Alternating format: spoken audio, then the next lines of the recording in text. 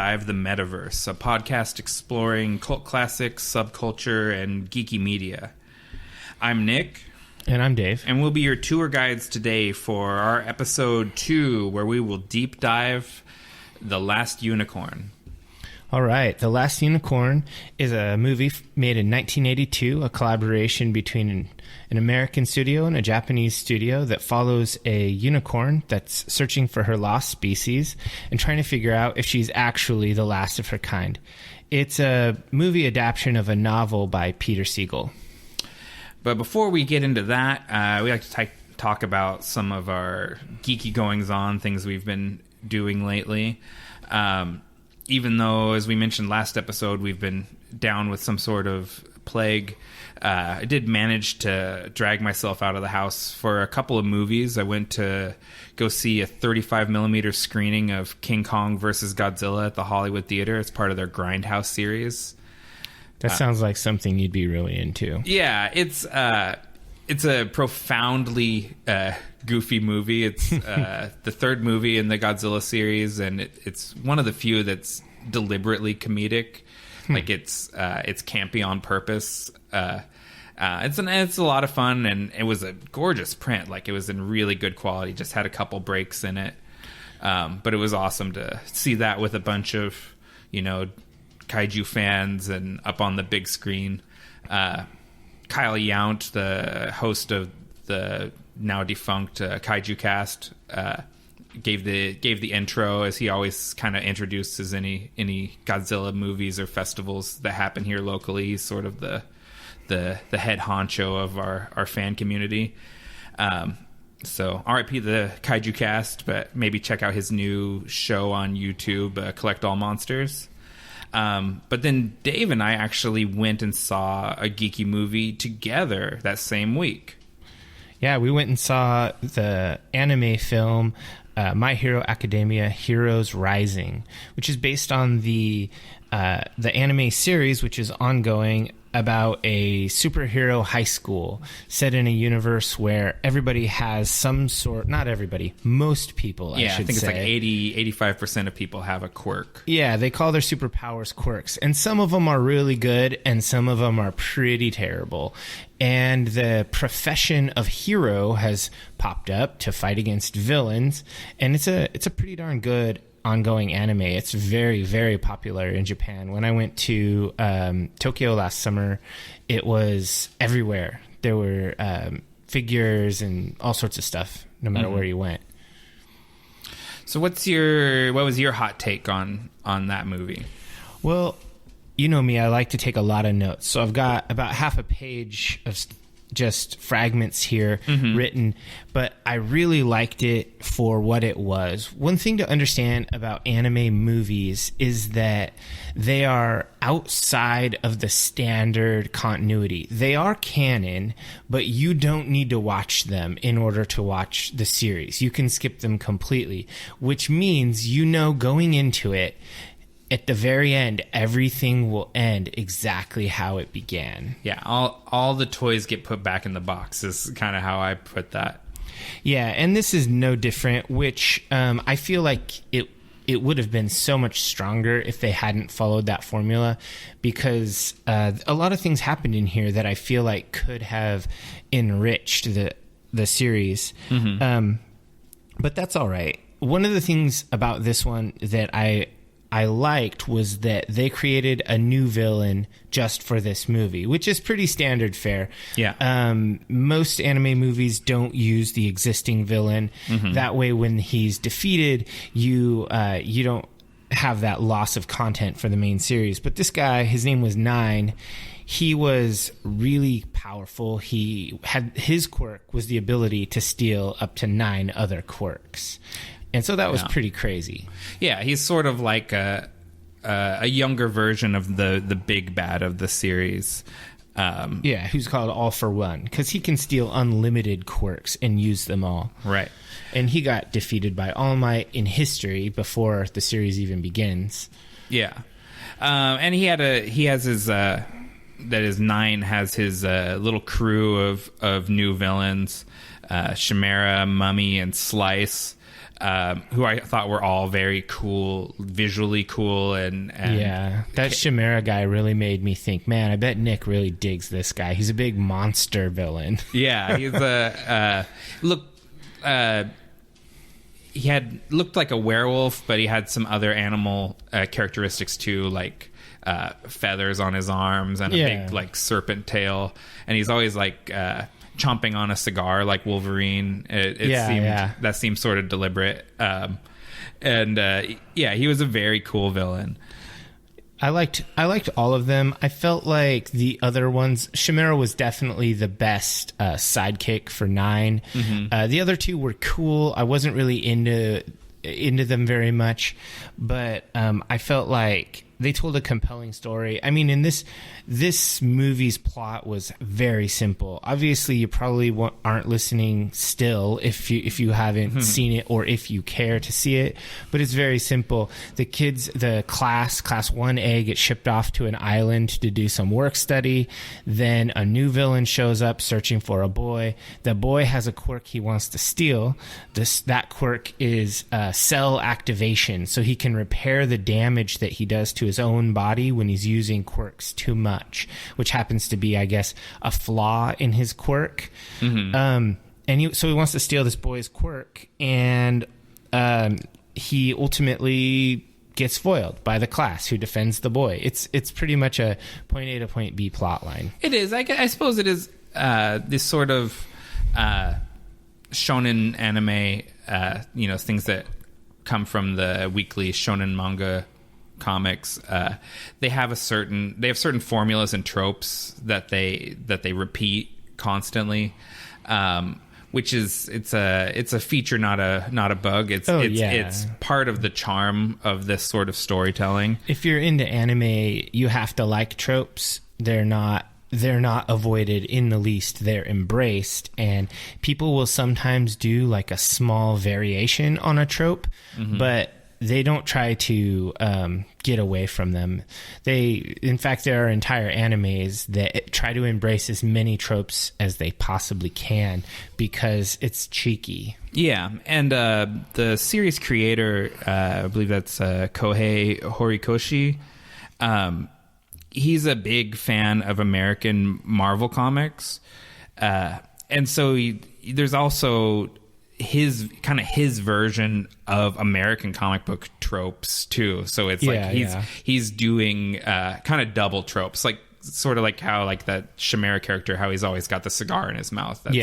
That's a very kind of Wolverine, or it's code for this is a tough guy if you wear a trench coat and always chew a cigar. Yeah, just like All Might is Superman and Captain America all in one guy. A little bit of the Hulk. Yeah, a little bit. So this movie is ultimately a simple linear plot line. It does give you a little bit of character growth. We see Deku and Kachan, who are rivals in the school. They ultimately have to team up in order to defeat 9. And even after they choose to team up and they trounce him, he comes back a la Hulk Hogan. After he's been defeated first, he rises and he comes back, and then he defeats the boys. And then kind of, I don't know if it was shark jumpy or awesome, but Deku is down and he wants to transfer his power. Oh man. All for one. You're getting into heavy spoiler stuff. We're going to... Oh, this is not a spoiler-free podcast. Okay. This is never a spoiler-free podcast. We're just going to blow it up. Okay. Yeah, we just say we just talk about shit. That's what we do.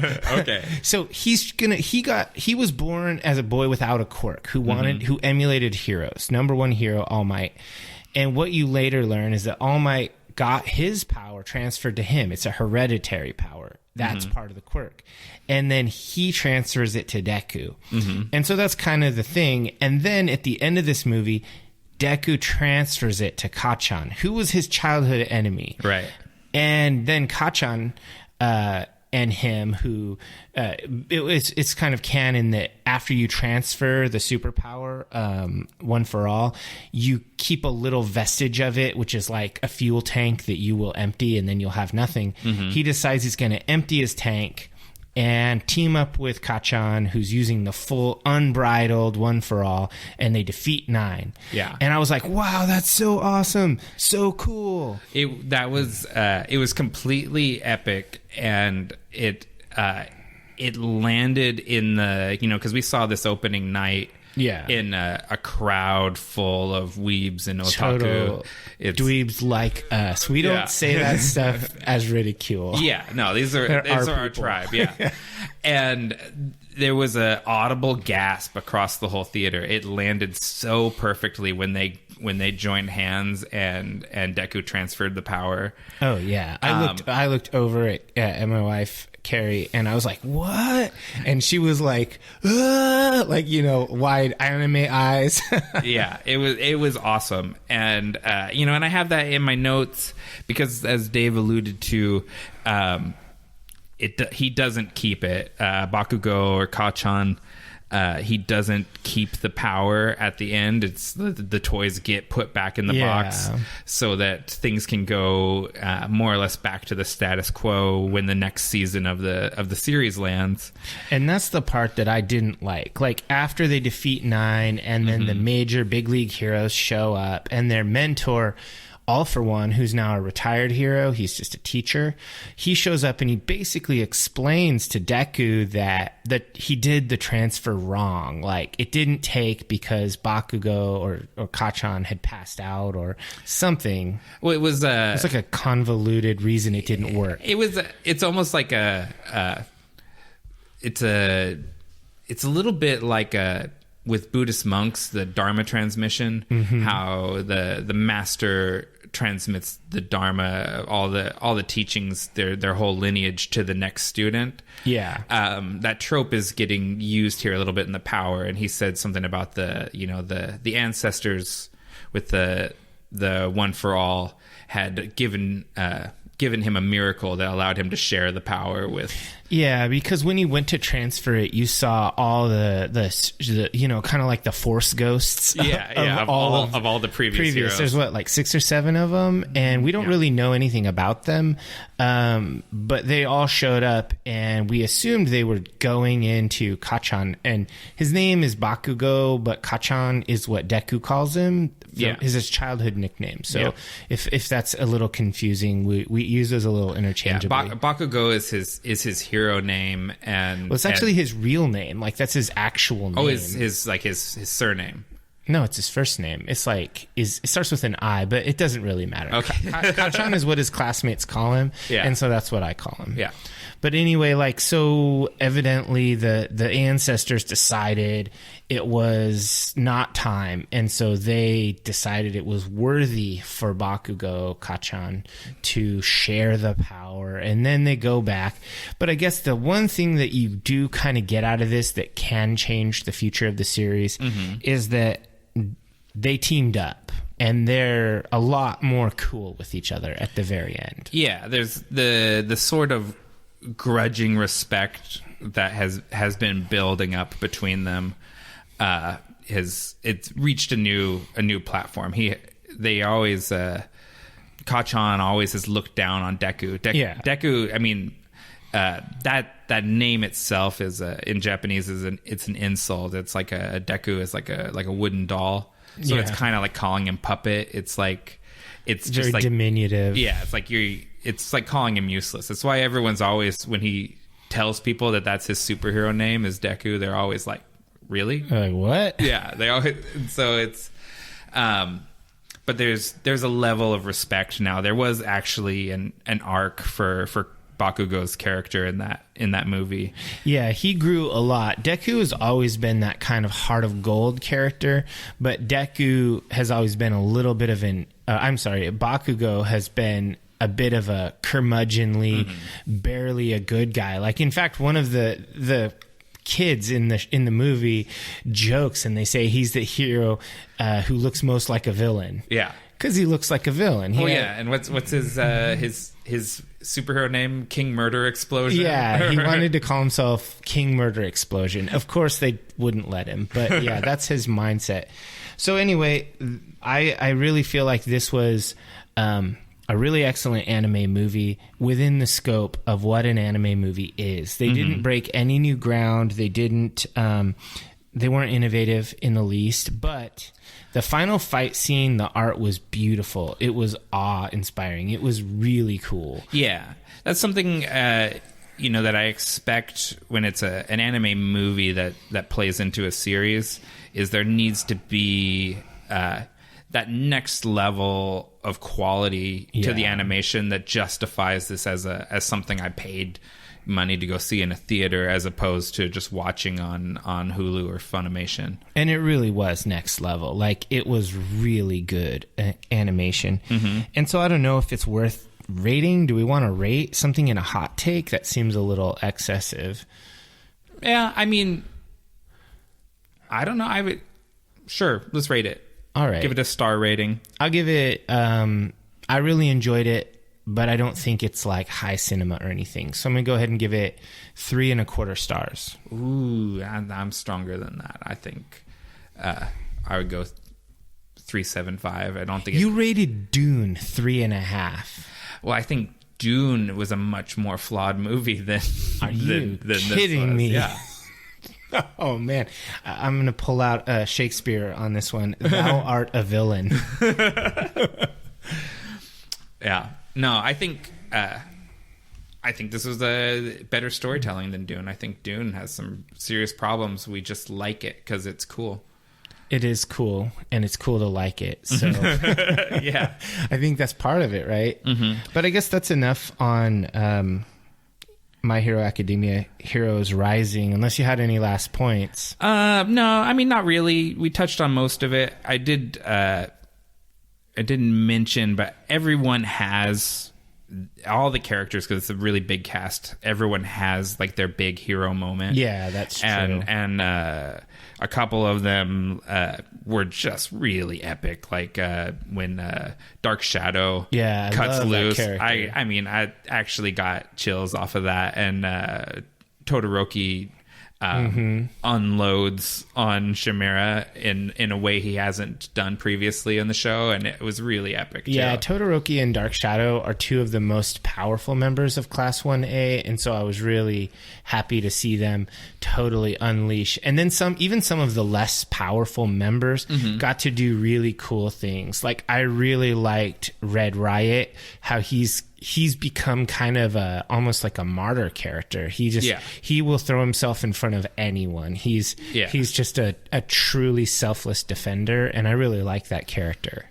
Yeah. Oh, and actually, now I guess we're not quite done with this, because I think about another character development piece is that you see Todoroki's father, Endeavor. Oh yeah, it's the number one hero. Has become the number one hero since All Might has been forced to retire, and he's always been kind of like the mirror to Bakugo's character, where he's sort of more of a selfish.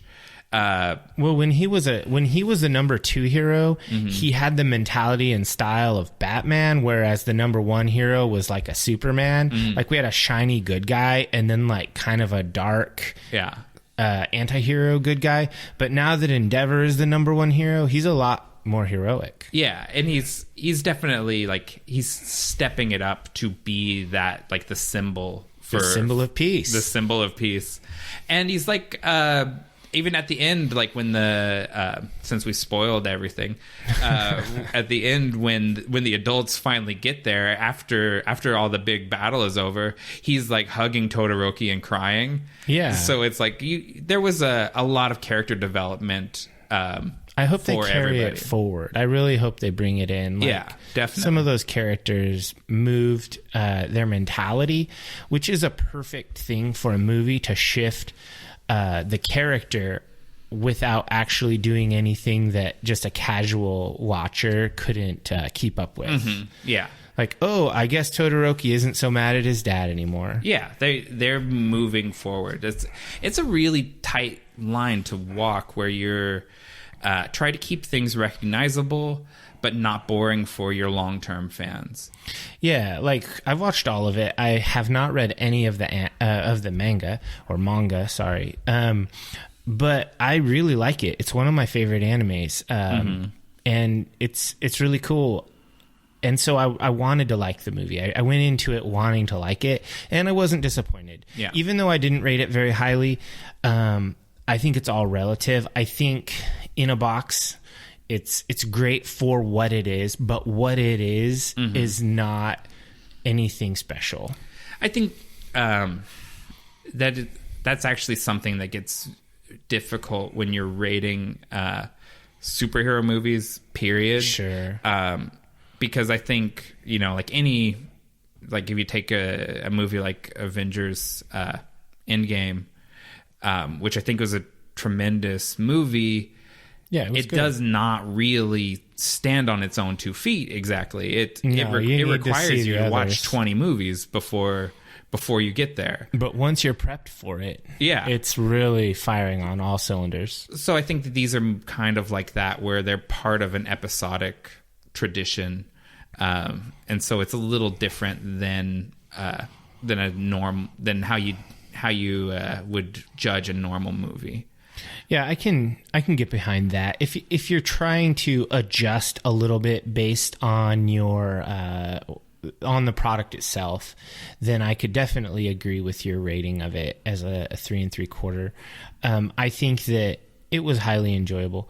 So I think at this point we actually might be done with this movie, unless we want to reprise it a second time. No, I don't think so. But I did want to ask you, because we got to sit through some trailers there at the beginning. Oh yeah, and so I was judging your reaction because you're less engaged in the whole comic book movie thing than I am. I'm a bit of a curmudgeon when it comes to it. Yeah. I think Green Lantern really sucks I remember bad. I remember that as the turning point. It was the turning point. That was the straw that broke the camel's back. But there was 3 movies we saw trailers for, and I kind of saw you give positive reactions to all 3 of these. So I wanted to ask about I don't even them. remember what they were except for Bloodshot. Okay, so Bloodshot is one of them. I'm going to see that. 100% sure I'm going to see it, even if I have to go by myself. Do you did you read the comic, the Valiant comic from the 90s? A million years ago. When I was in high school, I used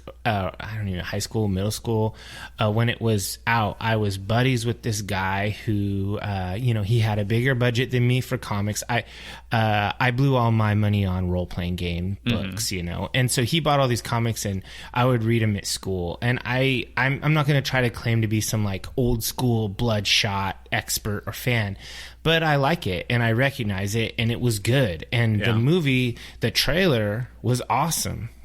I do think that trailer is effective. I like the Johnny Cash song and the sort of Groundhog Day thing that they're doing. Oh yeah, it's like if someone was like, "What if Vin Diesel made Groundhog Day?" Yeah, it was like, whoa. I mean, so much action. It was cool. Okay, yeah, I was not. I'll go see it because I see most of these movies, but I was not hot on that. Like, it doesn't. Okay. I remember I bought that very first issue of Bloodshot in that 90s heyday with all the chromium covers. What was it? Was that on Valiant? Yeah, it was a Valiant comic. Valiant comic.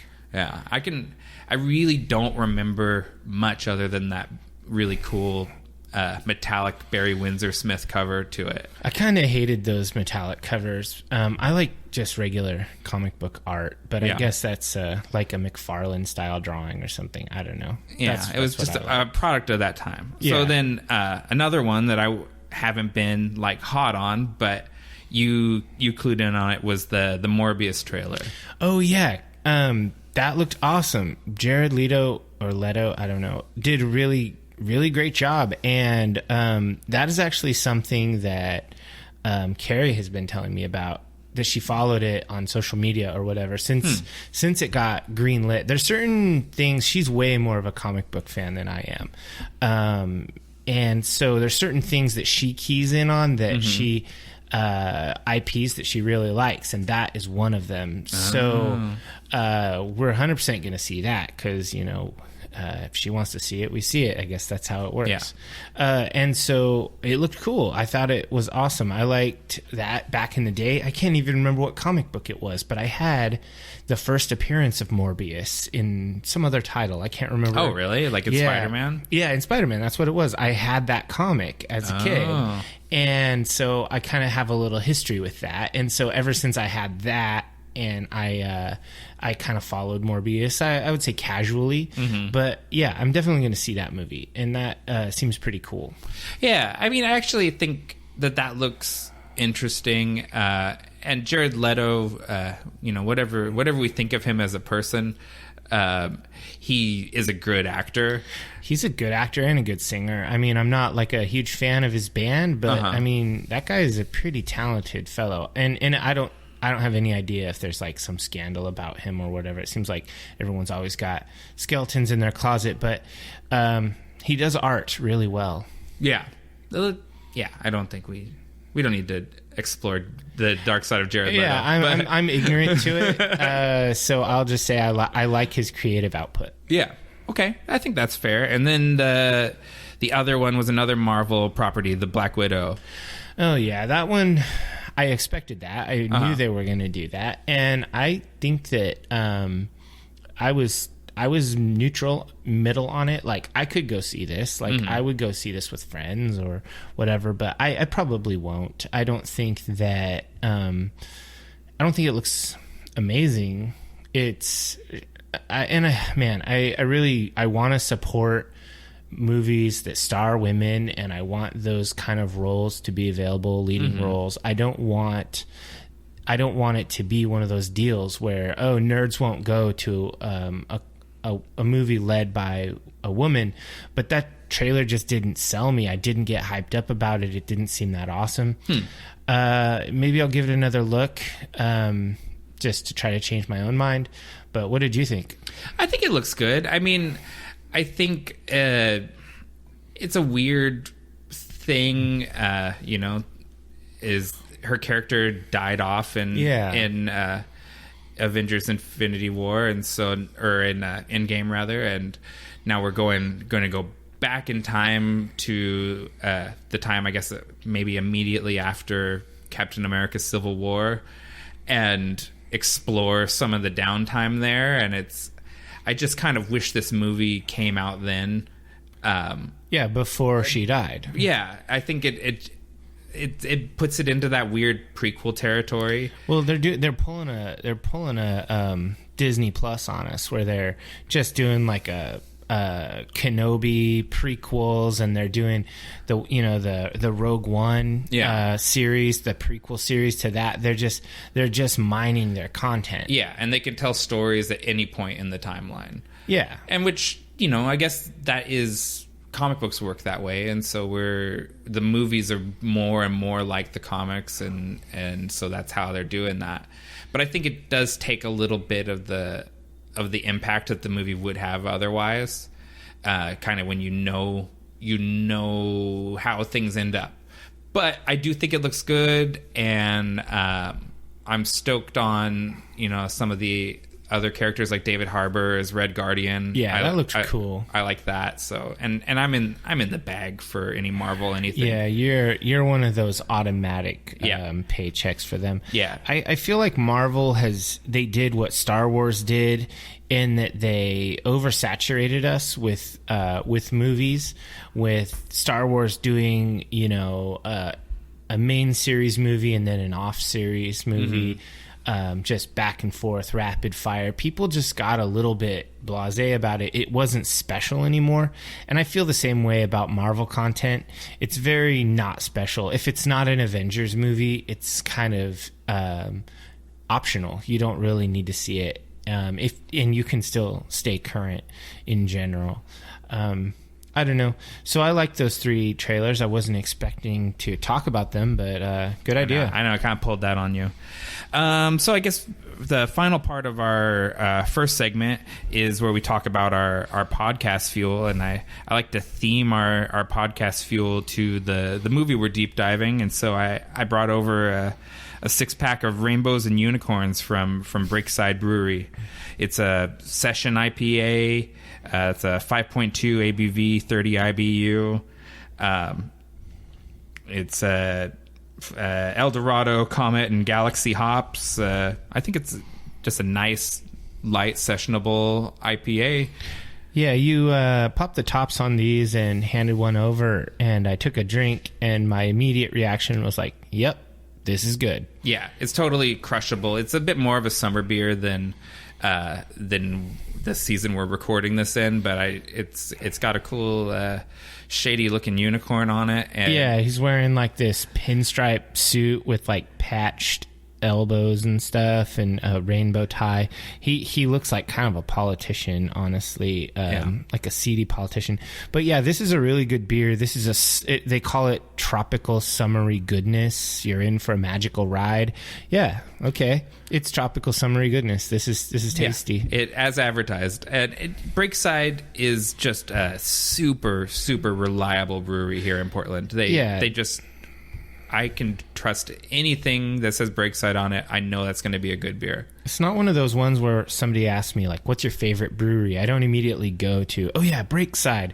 But if someone's like, oh, yeah, here's a Breakside IPA, I will drink it without hesitation. Yeah. It's going to be good. And I guess we're spoiled being in Portland or just the Northwest in general. It's actually anomalous to try a Northwest craft brew and not like it. I'd say that's true. Yeah, like for something to actually be bad, it's pretty rare. Yeah, I can only think of a few instances where I didn't finish my pint. And in this case, Breakside did a really good job with this IPA. I don't know if this is like a variant of their flagship IPA or it's just like a summer beer, but definitely worthwhile. I'll definitely probably have another one of these throughout this recording session. Yeah, so I think, well, maybe we'll take a little musical break and we'll grab us a couple more Rainbows and Unicorns, and then we'll get ready to deep dive into The Last Unicorn. All right, sounds good.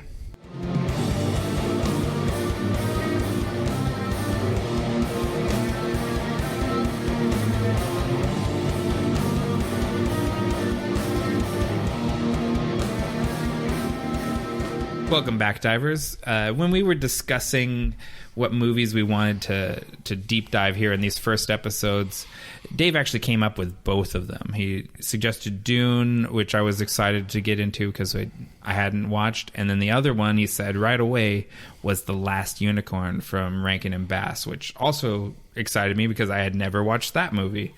Which actually kind of surprised me, given that you're also a nerd and this is a nerd classic. It is, and I'd seen the other Rankin Bass fantasy movies, like of course The Hobbit and the Flight of Dragons. And Flight of Dragons is classic. I kind of feel like doing that one too. But we'll see. But I guess maybe I was a little bit of a narrow-minded child, but I did sort of have certain cartoons that were in my head were girl properties.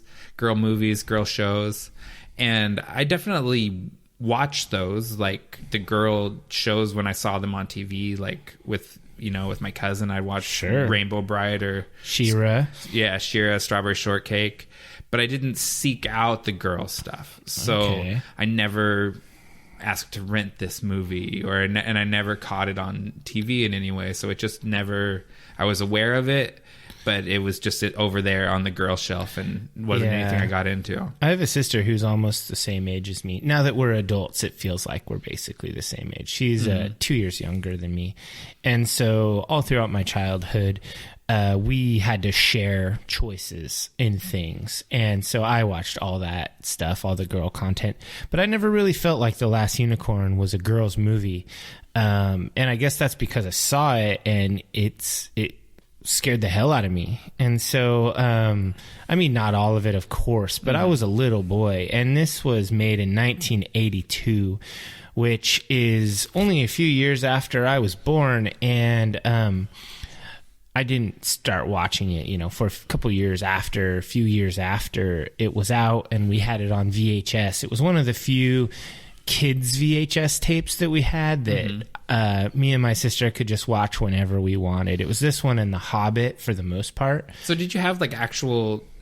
Was it copied off a TV or like a dub tape, or did you have like in the sleeve? The sleeve, yeah, we had it. So somebody bought you this. Yeah, my mom, she was awesome. My mom was really into fantasy and that kind of whimsical stuff, like anything fairy related or witchy stuff. My mom was into all of that. So it's interesting. Yeah, she's a pretty cool lady. A lot of times it was my mom that turned me onto things too.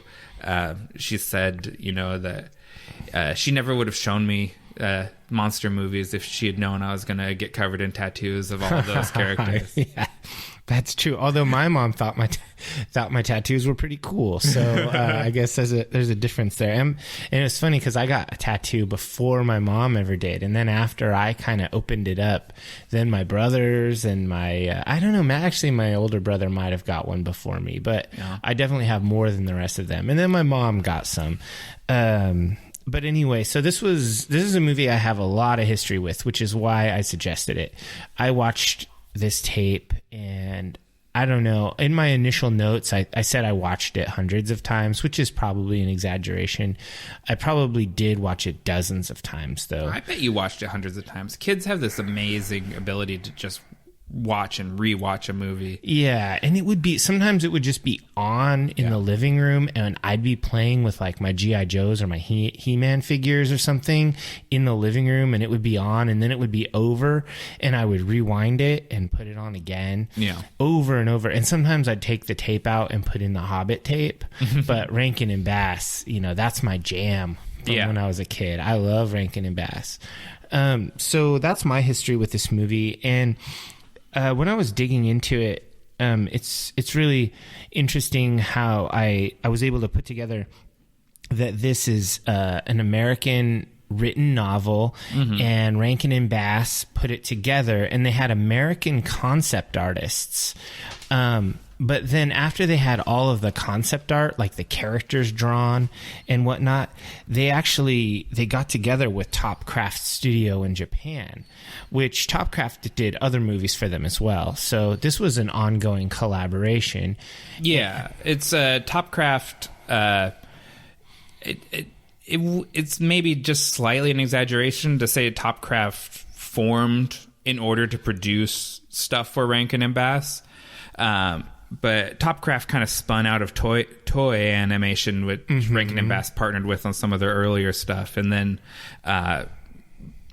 not exclusively, but a large part of their business was producing stuff for Rankin and Bass for the American market.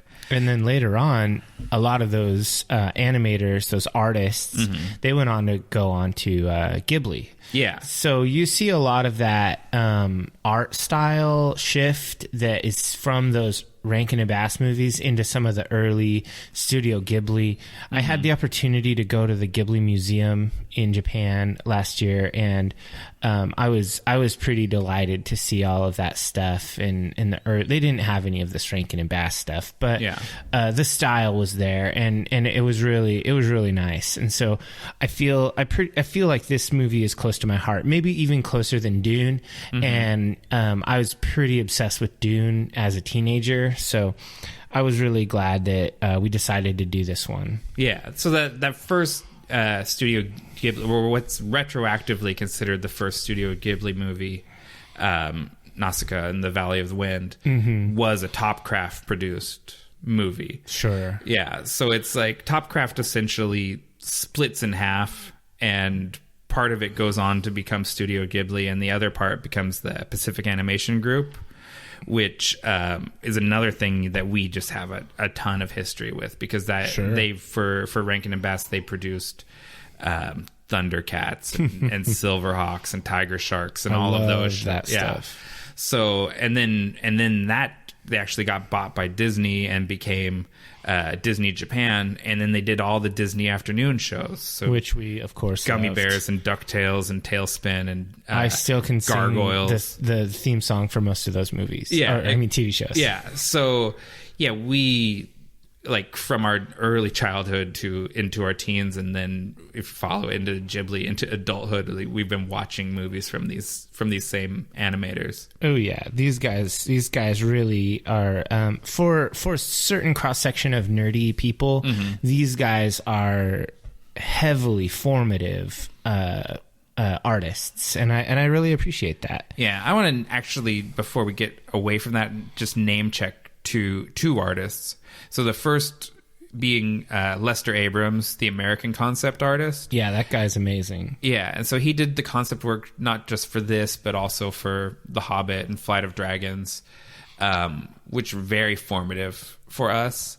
But then he would do basically like the basic character designs and some like keyframe illustrations, and then they sent that off to Japan, and that's when Tsuguyuki Kubo, who I think he's just credited as Kubo on this movie, he does his pass on it and animates it up a little bit. Sure. And so I think really those two guys just should get just a ton of credit for their creative vision and how much it influenced us as kids. Yeah, you can't really understate Kubo's interpretation of these characters. Like, some of them have a very American vibe, like I don't want to get into these characters yet until we meet them, but and then other ones have a very Japanese style to them. The art is extremely evocative of that 80s anime early style. So that's really cool. Another thing surrounding this, before we kind of get into a moment by moment tour guide of this anime, or I guess of this movie. I think of it as an anime. Yeah, I do too. Is the all-star cast. The voice acting in this is insane. It's a who's who. Like, Alan Arkin is Schmendrick, and Jeff Bridges is Prince Lear. The dude himself. Oh yeah, man, that guy's awesome. And then Mia Farrow does the unicorn in Amalthea, and Christopher Lee, my favorite actor of all time, MVP, King Haggard. And I mean, he is so good. He's so good in literally everything he does. He hasn't done a bad thing. I have that in my notes. Christopher Lee elevates everything. Like he makes it into something Shakespearean no matter what he's reading. Yeah, he's just a legend. And then Angela Lansbury played Mommy Fortuna, and she did such a good job. She's like you think Angela Lansbury and you think like a grandmotherly nice lady, but she plays a truly frightening character in this movie. And so I really wanted to say that before we jumped into it. And then the other thing you just can't ignore throughout this movie is the music. It's fantastic. Oh, so you like the soundtrack from America? Oh yeah. Well, it was all composed by Jimmy Webb, who's a Grammy award-winning songwriter. He's in like the Songwriters Hall of Fame. He's had like lots of hit albums. He's country western folk, kind of an Americana guy. Jimmy Webb composed it all, but then he had most of the songs were played by America, the band, or the London Symphony Orchestra for all of the symphonic stuff. The score, yeah, and I loved it. Like that song, the last Unicorn song, the title track, that song's great. Like, I was listening to it this morning. It's just really good. And the lyrics are awesome. I just, I have a high opinion of it. And it's probably like 3 parts nostalgia, 2 parts good. You know? I mean, I think we all kind of like, or you have a fond thoughts of the band America because everyone likes that Horse with No Name song. Oh yeah, it's a great song. Yeah, and so, but maybe you haven't heard any other America songs except for the ones from this movie. Oh yeah. I mean, and they're great. So they didn't land with me quite as well. I do the main theme song was stuck in my head, but the songs where they're just literally describing what's going on in the animation. Yeah, some of those aren't like the greatest work, but they're pretty good. Yeah. I was singing along with them. I mean, as a kid, I sang these songs. Like my little sister and I would just sit like in our living room and we'd be singing along with this movie, every single song. And so it was funny because we were watching it and I was singing the songs and Carrie just kind of looked over at me like, what? Because it's pretty out of character for me to do that kind of thing. I thought it was, so that was something I thought was a little odd because that's common in all these Rankin Bass movies to have these songe like sort of Americana folk songs, soundtracks to them. Yeah. But the lyrics for the like in The Hobbit are actually from the book, and this book has little folk songs throughout it too. But these songs were original compositions. They're not the songs that are in the book. It seems pretty clear to me in retrospect, like after doing a little bit of reading, that Jimmy Webb read the novel before he made this. Obviously, he couldn't have watched the movie before he made this because, anyway, he did a great job. Some of the lyrics are just straight up narration. Yeah. And I think it's pretty good. Sometimes it hits and sometimes it doesn't. That's one thing that I noted in my notes. And we're going to do a chronological deep dive of this one as opposed to kind of a beat by beat like we did with Dune. We're just experimenting with formats because we're, just getting going here. But one of the things that I comment on in my notes is that sometimes they do a little bit of telling as opposed to showing. Sometimes it's not the most deft storytelling moment. Yeah. Sorry, I was nodding instead of vocalizing. Bad radio. Yeah. All right, so let's go ahead and start off with this chronological outline, and we'll just kind of walk through it and just chime in with whatever you're thinking. So it starts off with kind of a fairy tale opening where we get to see some truly amazing backdrop art. Yes. I would say the opening is just very, very Disney-esque, reminiscent of sort of a Bambi and a little bit of art style like from Sleeping Beauty. And I was really struck right away because I know the budget for this movie was not on a Disney level. No. And they were reproducing Disney techniques of how they're given like the depth of field really effectively, and probably like a quarter of the budget. Oh yeah, and I mean that's probably because they outsourced this to Japan. It was a lot cheaper than having it made in California. But the first opening scene has the fairy tale opening, as I call it, and then it has the hunter's scene, which is it's classic. It's Shakespearean almost in that you have a sort of throwaway character who's not going to appear again, come out, make a soliloquy. This is a straight up prologue is what it is. Yeah. This is a visual prologue where we have the old huntsman and the young huntsman, and he explains things to the young huntsman. And I thought it was cool that the old huntsman looked like one of the dwarves from The Hobbit. Yeah. Like the lines on his face and his curling beard, that art style. It's literally identical. You can, it's like the same guy drew it. Yeah, you'd know right off the bats it's Lester Abrams and Kubo's art style. You'd know this fits in with those other movies. And it's a really good, it's a really deftly done scene there. It's the opposite. It's very cinematic and literary and classic. I liked that scene. I think it's some of the most beautiful animation in the whole movie. Yeah, they start strong. Yeah. And then it goes like in a montage of like tapestries and stuff as you get the title credits. Is that? And I remember in that time period, and like in the early 80s, there was like those tapestries, particularly like the ones about the unicorn and stuff, were really having like a cultural moment. Like like I can remember like seeing like kind of like daytime talk shows where they would talk about those tapestries and the history of them and stuff. Maybe talk show is not the right word, but I remember that being very much in the zeitgeist of the time. So this movie, I think, probably felt very current when it was coming out. Oh yeah, and I mean, obviously, I was a little kid, so I didn't have any cultural reference points other than what my parents had given me. But I felt like that was cool when I was rewatching it. It definitely felt dated in the modern day in 2020, but I liked it. I'm okay with watching a period piece and taking it for, when it was made.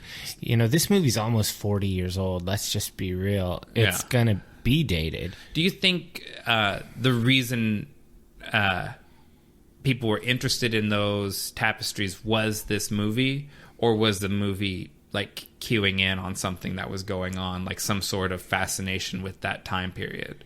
Oh, I don't think that this movie was the catalyst for that. In fact, this movie didn't gain a lot of traction when it was released. It took a bit of time.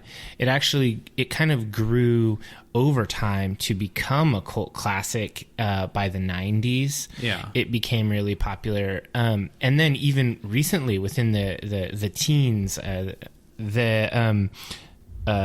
author Peter Beagle did a tour where they were screening it, and he would come out and introduce it and whatnot. So it started off, it was low budget. It didn't make a ton of money back in the day, but it has over time paid off, and Peter Beagle actually finally got paid, which was really nice, because the novel is, by all accounts, fantastic, but I have not read it.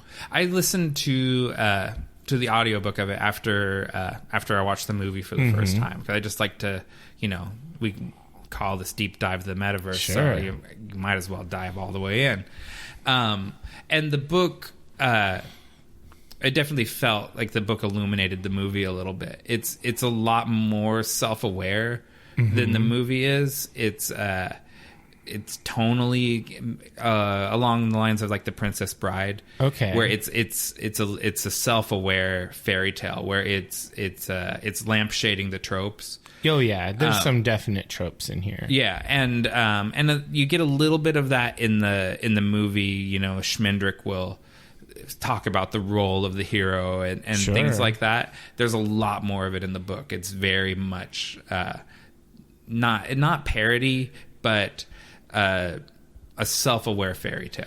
So one of the things, like, as you speak of it, kind of how there are occasional, like, there are tongue-in-cheek moments and whatnot.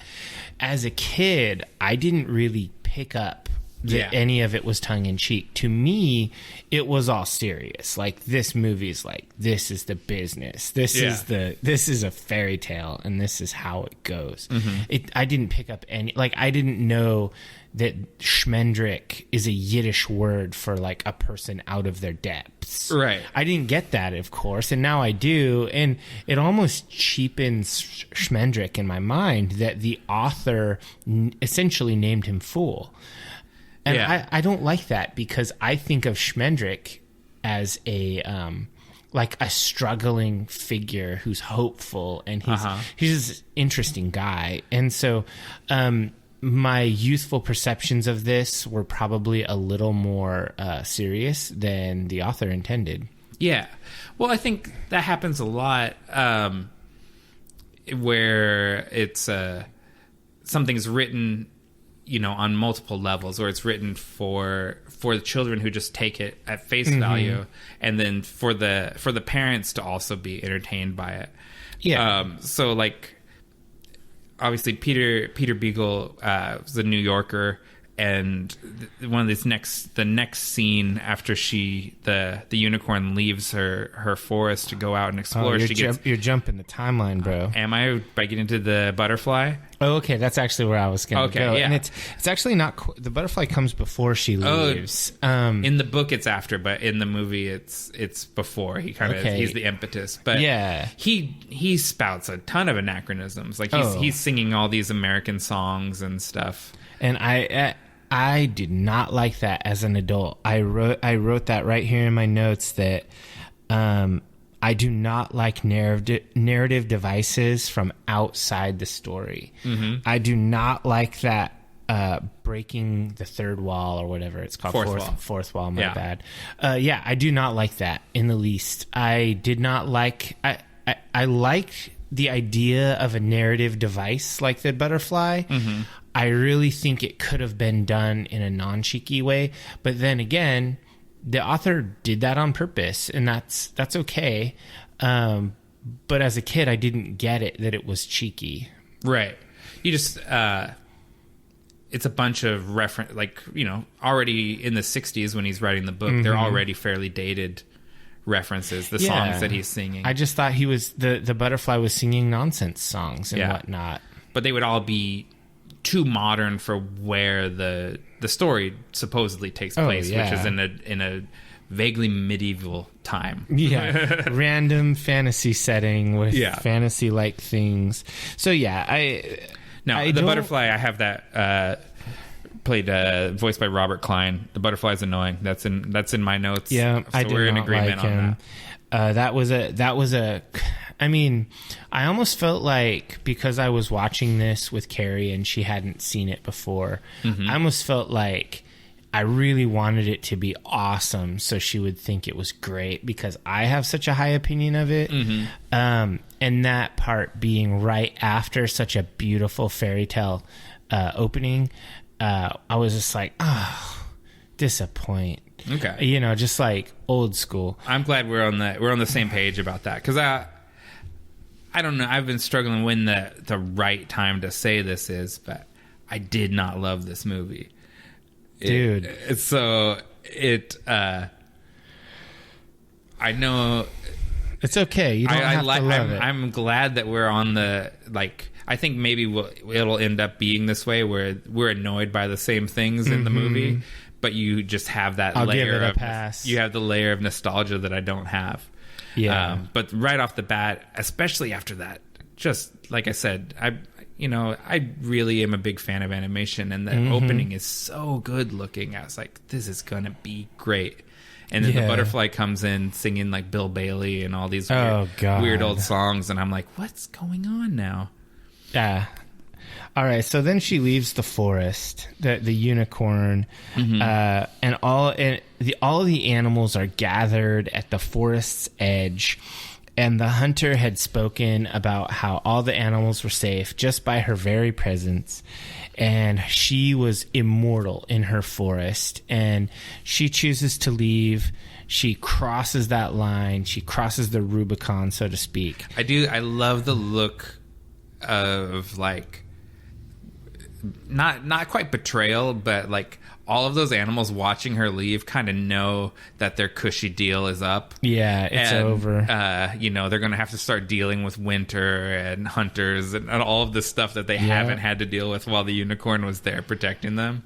And clearly it's this is a trope in fiction in general, that where the hero has a call to action where they need to move.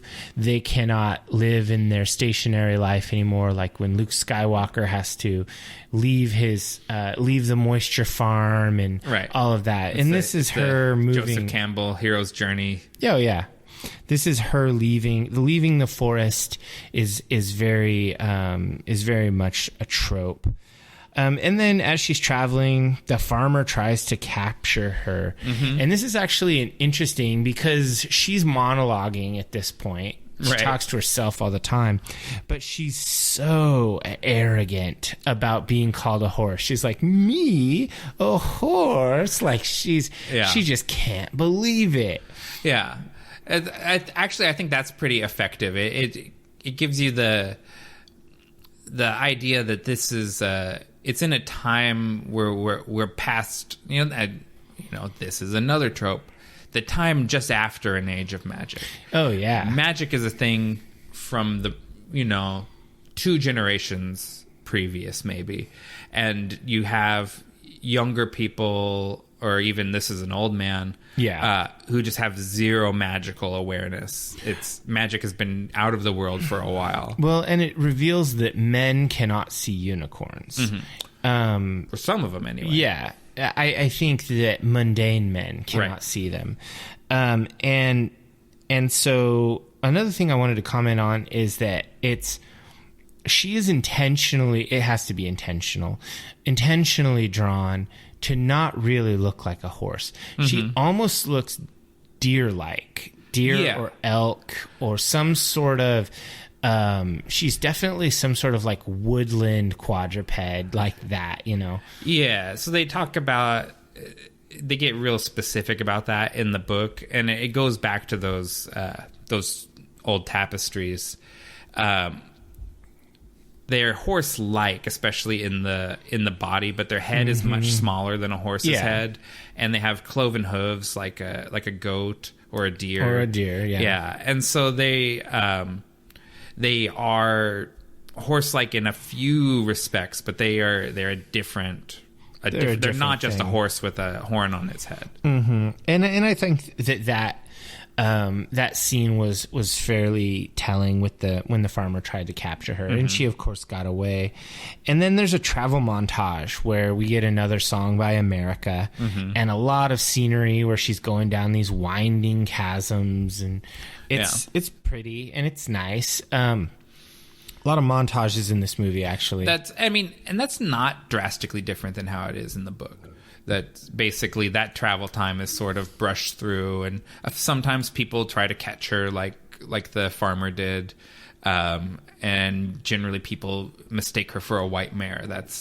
She just kind of has to come to terms with that when people look at her, they just see a white horse. Yeah, and so then at some point she's sleeping, and Mommy Fortuna comes along and manages to capture her. This witchy woman who reminds me of the elves of Mirkwood. Yeah, totally. She's drawn just like them with their knobby features, and she's kind of hunched over. And she's this old witchy woman who runs a sideshow caravan, a menagerie. Yeah, and I made a specific note that Mommy Fortuna has a really cool hat that has a raven on it. Yeah, that stuck out to me. And when I was a kid, I loved that hat and that raven too. And the raven continues to show up throughout the course of the movie. Like the raven becomes an ongoing character. Mommy Fortuna, voiced by Angela Lansbury. It's weird for Angela Lansbury to play a villain, but she loves it. She chews the scenery and really makes the most of it. Well, when I was watching an interview with some of the people who made this movie. I watched some YouTube videos, and there's some old footage. And they talked about how Angela Lansbury just showed up on the appointed day, and she took off her fur coat and sat down in the chair in front of the mic, and she just came alive as Mommy Fortuna, killed it in a session of, a few hours, and then was gone. And so she just showed up like a total pro and did an amazing job. And definitely they didn't need to edit any of that, I'm sure, because it was all really good. I was really happy with that scene. Basically the concept behind Mommy Fortuna's caravan is that she disguises mundane animals with illusions. But she actually has a couple of real beasts. She has a unicorn, of course. Now she does, now she does. And she has a real harpy. Yeah. And that harpy is fierce. The harpy is fierce. So this is another weird trope about the way harpies are portrayed. The harpy has 3 titties. It's funny because I literally wrote that. I said, why does the harpy have 3 titties? That is what it says in my notes too. And it makes me not that the harpies in Fantasia had 3 titties, but the harpies in Fantasia had nipples, where none of the other the centaurs and stuff in Fantasia have nipples. Why are harpies defined by tits? Yeah, that's something, because this harpy doesn't even have a very humanoid head. It's like a bird. It's got like a hideous bird head, but it's got 3 titties for some reason. Kind of has a bird body too. Like, it's not very harpy-ish. Yeah, except for the titties. Yeah. So there's something, there's something about harpies that is really, breast focused for whatever reason. It's odd. It really is. But this scene is really cool. I loved the Mommy Fortuna scenes as a kid, and I enjoyed them as an adult as well. You meet Schmendrick for the first time, and he's the wannabe wizard. He has some small magical abilities, but he's the last of the Red Hot Swamis. That's what he calls himself. Yeah, and he's just a total wannabe wizard, and he's able to do some paltry magic, but basically Schmendrick is the one who helps free the unicorn as well as the other animals, before, because obviously the narrative has to continue. But one of the things that I noted in here was, that the manservant that she had in the caravan, this kind of Igor dude, Rook. Yeah, he had the same mannerisms and voice of Gollum. Right. Just like straight up. Yeah, Theodore Gottlieb is the voice actor, and that clued in to me right away too, that's the voice of Gollum from The Hobbit and from Return of the King.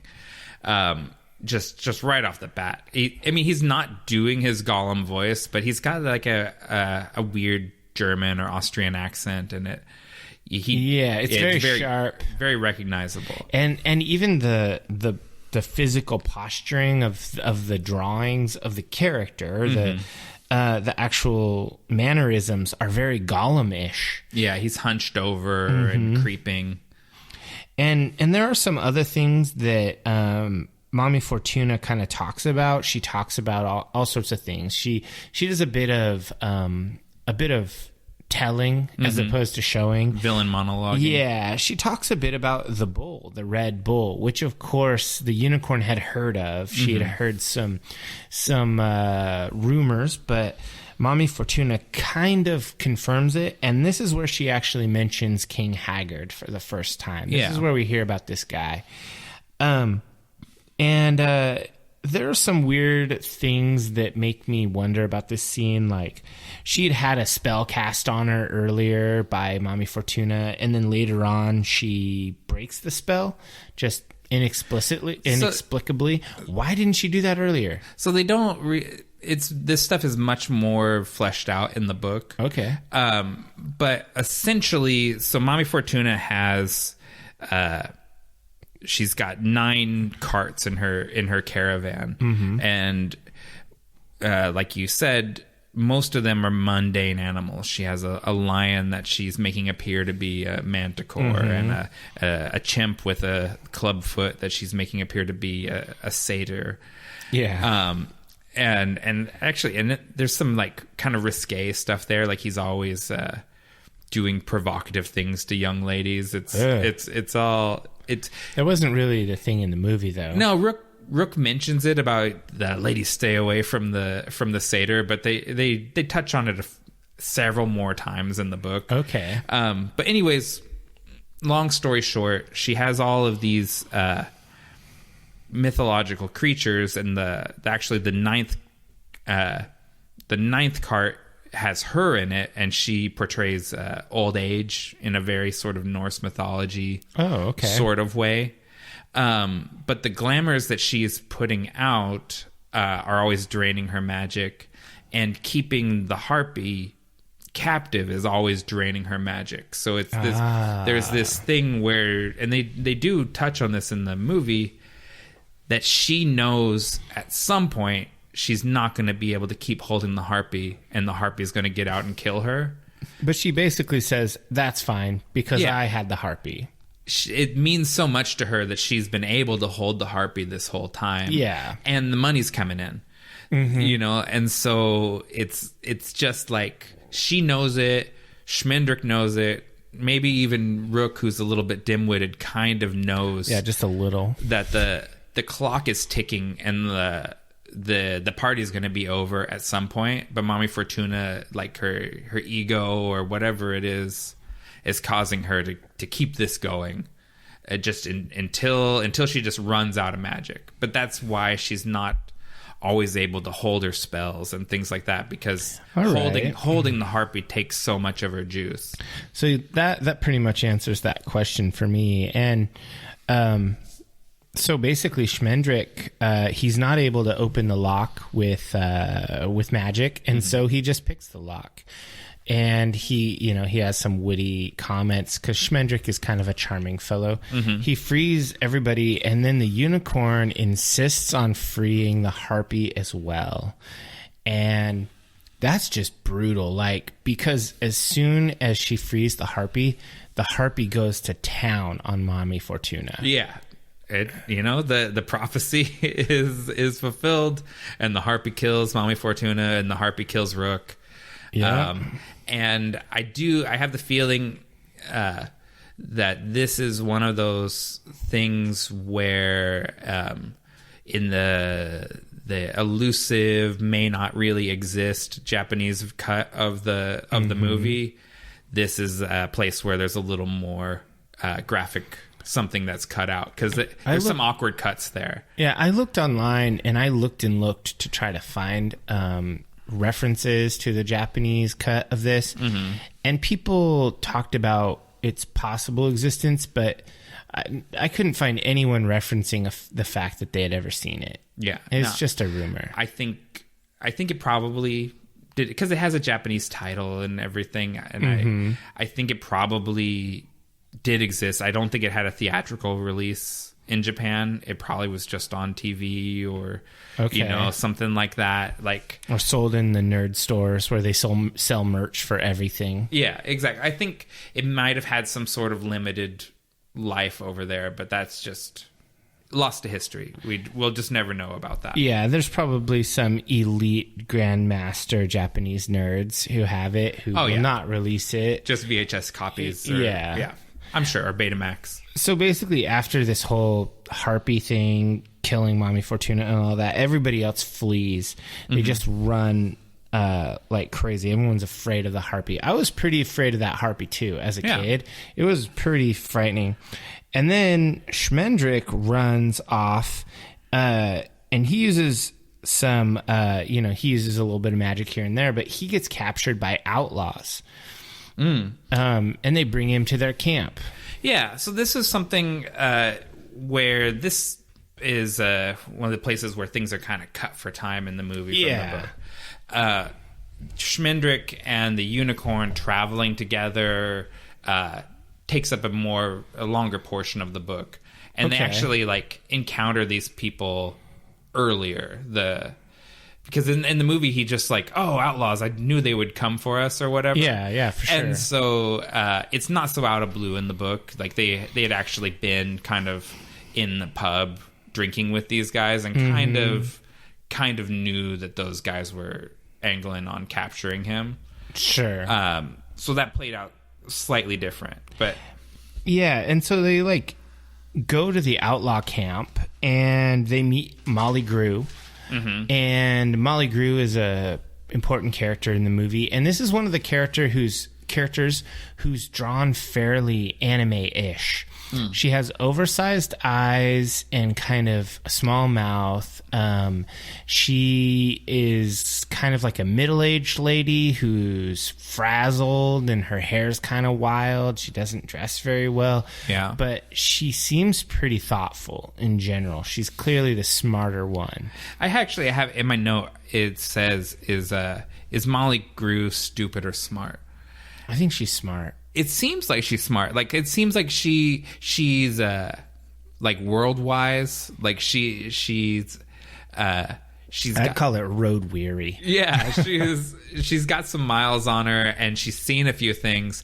But sometimes, she also seems a little dim. But then she's also always the one with the insight in any given situation. She's really smart as far as maybe she's not smart and she's just wise. Yeah. She has some hard-earned experience that she wants to pass on. Yeah. So she's found herself somehow as the lady of a certain Captain Cully who fancies himself as a Robin Hood type character, although he's very down on Robin Hood. He doesn't. No. He thinks Robin Hood is trash. Good. But he also has patterned himself completely after Robin Hood. Yeah. And this is one of those things, like, in the outlaw camp, I feel like they break the fourth wall a little bit. Yeah, there's a particular... There's a couple of things, like a minor thing, like shortly after Schmendrick is there and they're offering him food, someone's like, have a taco. Yeah. And I'm like, a taco? So, really? You're in medieval Europe, supposedly. So literally, yeah, I thought that was weird when I heard it. And then it's in the book also. So I thought, so it wasn't just something I misheard in the movie because it's specifically in the book. And so then I had to dig into that. Okay. Cause I was like, does he mean something else? But essentially, Peter Beagle was writing and he had his office or whatever. And it was dinner time and it was time to step away from the typewriter and head on into the house, and they were having tacos, and he kind of dashed off that line, have a taco. And left it in. Like, he kind of thought maybe I'll take it out. But ultimately, he just got a kick out of... He thought it was funny. It was funny that Captain Cully says have a taco because he was going to have tacos. And it's just in the book and just ends up one of these weird anachronisms. Yeah, that's one of those things that sometimes when an author is creating things, they have jokes in there for themselves. And sometimes they work and sometimes they don't work. I think that clearly stuck out. It stuck out to both of us. Mm-hmm. And it was just weird. And then also, Schmendrick summons illusions of Robin Hood and his merry men. I personally do not like the idea of referencing a different fairy tale in a fairy tale. Yeah. It's weird. So I think that's something, it seems very weird in the movie, and it's fleshed out better in the book. Okay. And so... Captain Cully, and you see Captain Cully travels with a minstrel that he has, or a bard, that he has sing songs about him. And Captain Cully basically is trying to build up his own mythology about him and his band. I mean, that sounds that is legit. Very much patterned on Robin Hood and his merry men. But it toss a coin to your witcher. Yeah, but it's not how they're actually living. Like the band kind of... At some point, they're kind of like saying that, we always say we rob from the rich and give to the poor, but really we rob from the poor because they can't defend themselves, and we give to the rich so they'll leave us alone. And they're like their band is very like they're not, American politicians. Yeah, they're not heroic at all, and they're actually a band of scoundrels out there in the woods. Yeah, they're nefarious bad guys trying to write their own story. And the movie doesn't make that as clear, that a lot of the band actually wants to be like Robin Hood. Yeah. And kind of that's why they go off following the Robin Hood and his merry men when they come through. Is that's what how they envision themselves, and it's not how Cully is actually handling business. Yeah, so that one stuck out. That was another moment, sort of like the butterfly scene, that I was just sort of like, I'm embarrassed for this, I guess. It's weird because I like this movie. I have so much fondness for it that I was embarrassed to see this lame part. But as they leave, and everybody, this is another moment, kind of like with Molly Grew's caravan. Mm-hmm. Everybody scatters at that point, and that's what Schmendrick uses to get away.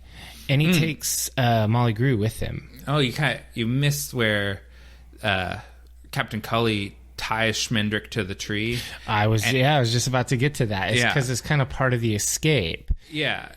So Captain Cully after Schmendrick, shows his that he actually does have some magical powers. Captain Cully and one of his homies that didn't go off trying to join Robin Hood, they tie him around this tree, and it's like a weird bulbous knotted tree. Yeah, and then Schmendrick tries to release himself with magic and ends up bringing the tree to life. And this is another time with a weird boob thing. Yeah, this tree is gnarly. When I was a kid, I was like, whoa. I was not into this scene. I was like, ugh. Even as like a kid, I was cringed out by it. And I felt the same way as an adult. Like, and the tree itself is just like a trope of a creepy old lady, kind of big bosomed thing, and he's trapped. And then he says a specific line. He says, "I'm engaged to a Douglas fir." And as a Cascadian, as a Northwesterner, I feel compelled to say that was not a Doug fir. No, okay, so that's something in the art. It's something that it's. I'll be the You'll be the book guy. I'll play the book guy in this story. It's much more clear in the book. He's telling the tree that. So the tree has, as part of his spell, because he wants to be released, the tree falls in love with him. That's the yeah. And so he's telling the tree that he's actually engaged to a different tree.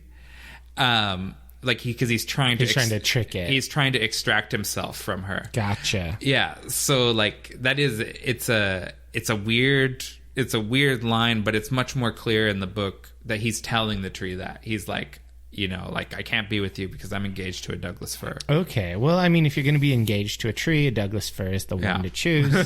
They are the noblest of trees. In the book, it's a Western larch. Is it? Yeah, it's not a Douglas fir. I don't know if that's an Alan Arkin improv moment or what. But that's funny. Yeah. So he wants to get away from the tree, but luckily the unicorn helps him out. Yeah, and then Schmendrick and the unicorn meet up with Molly Grew, and then there's actually kind of a really tragic, sad scene where Molly Grew is almost like pleading and wailing. She's like, "Where have you been? Damn you! Like, where were you when I was young? How dare you come to me when I'm like this?" Because of the old mythology that unicorns come to young maidens, pure of virtue, etc. And Molly is basically like a broken down, beat down outlaw woman who's had a really hard life. It's not the life she imagined for herself. Yeah, she'd always dreamed of meeting a unicorn when she was young. And now that she'd given up all of her dreams of fancy, she meets a unicorn. And she's so like torn apart by that. And it's heavy. It's really heavy because I think anyone who's an adult has looked back upon their childish fancies or their childish dreams and felt like, well, that was dumb. And in this case, she finds that it wasn't. And it's sad. But, I mean, in a way, she meets the unicorn at the time when she can do something for the unicorn, right? Like, it actually, like, playing into your hero's journey and stuff, it's like, it's not how her fantasy, what she wanted, but she's meeting destiny-wise, like, she's meeting the unicorn at the much more important time. Yeah, I agree. She's meeting the unicorn when the unicorn needs her, and so she becomes a part of the group. She's like a barefooted traveler. Yeah. And they have another montage together after that where we get some more music. And then they approach the castle, and the scene turns from like a forest, neutral tones, to just total grim dark. They go into the lands, Haggard's lands, and it's just gnarly. And as a kid, I was always like, because I was the kid who liked Skeletor, and I was the kid who liked Darth Vader, I was always like, yeah, that castle is awesome. it's interesting because this is a place where they skip past something that's in the book, which is the town of Hagsgate. Oh. So there is in Hagrid's kingdom, or Hagrid's kingdom. I keep wanting to say Hagrid, like Harry Potter. Make him part of Harry Potter. Yeah. In Hagrid's kingdom, there is the town of Hagsgate, and Hagsgate is similarly cursed to King Haggard, where it's prosperous, but like it looks terrible. You know, like it's this desolate place. But the people there, they prosper when King Haggard prospers. Huh. So it's there's a whole time period of them like going into Hagsgate and learning a thing or two that we just brush over, and we just go straight up to the Red Bull. Yeah, and I was gonna say this is the most important scene in the movie for me as a kid, is when they enter the lands and the Red Bull chases them down. And as a kid, this terrified me. The bull is so iconic. The art is beautiful. He's this flaming, thick, powerful beast who dominates the screen. And it's just really, really well pulled off. They make this thing, a bull made of fire, into just an absolutely terrifying thing.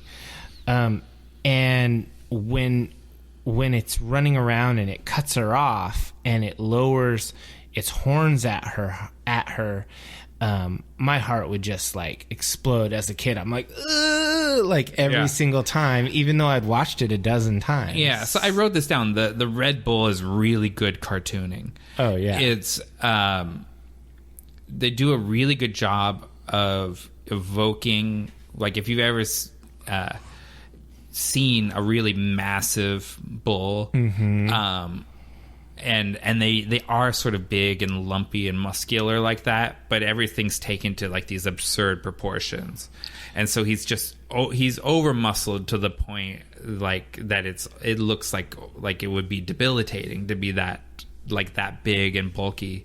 And his mouth is filled with fangs and sharp teeth. Yeah, that bulls really don't have. Right. It just looks like the most demonic version of a bull you could imagine, but it's immediately clear that it is a bull.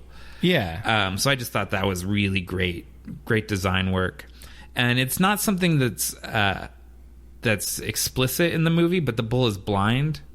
Like it has blank eyes, and the bull, it's drawn to fear. Like that's how it goes after the unicorn, because she's so terrified by it. And that's not really made explicit. It's one of these times where they show and don't tell, that maybe they could have told a little bit more. They could have let us know. But I think it's done really effectively. Yeah, I remember as a kid really simultaneously loving the bull and fearing it at the same time.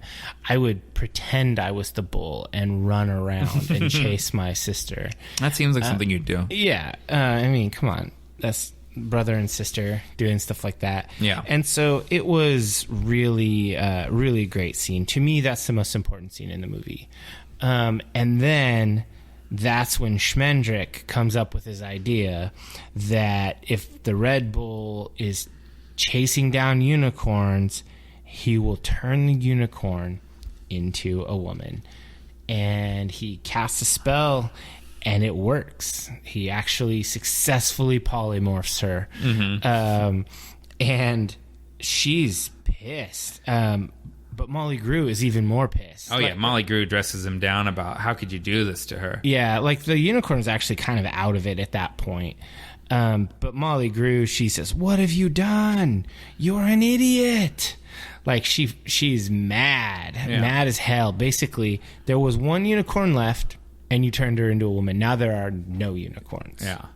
And it's one of these moments where I feel like Molly Grew is she's a little unfair to poor Schmendrick. Yeah.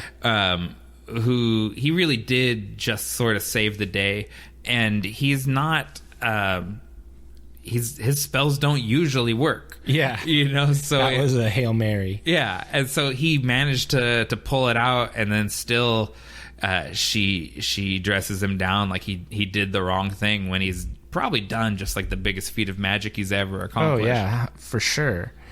And it's interesting to me that when he turns her into a woman, she has white hair and purple eyes, so she looks like Daenerys from like a Game of Targaryen. Thrones. Yeah, I mean, in the show, Dany didn't have the right colored eyes because the actress couldn't wear the contacts, but in the book, she has purple eyes. Right.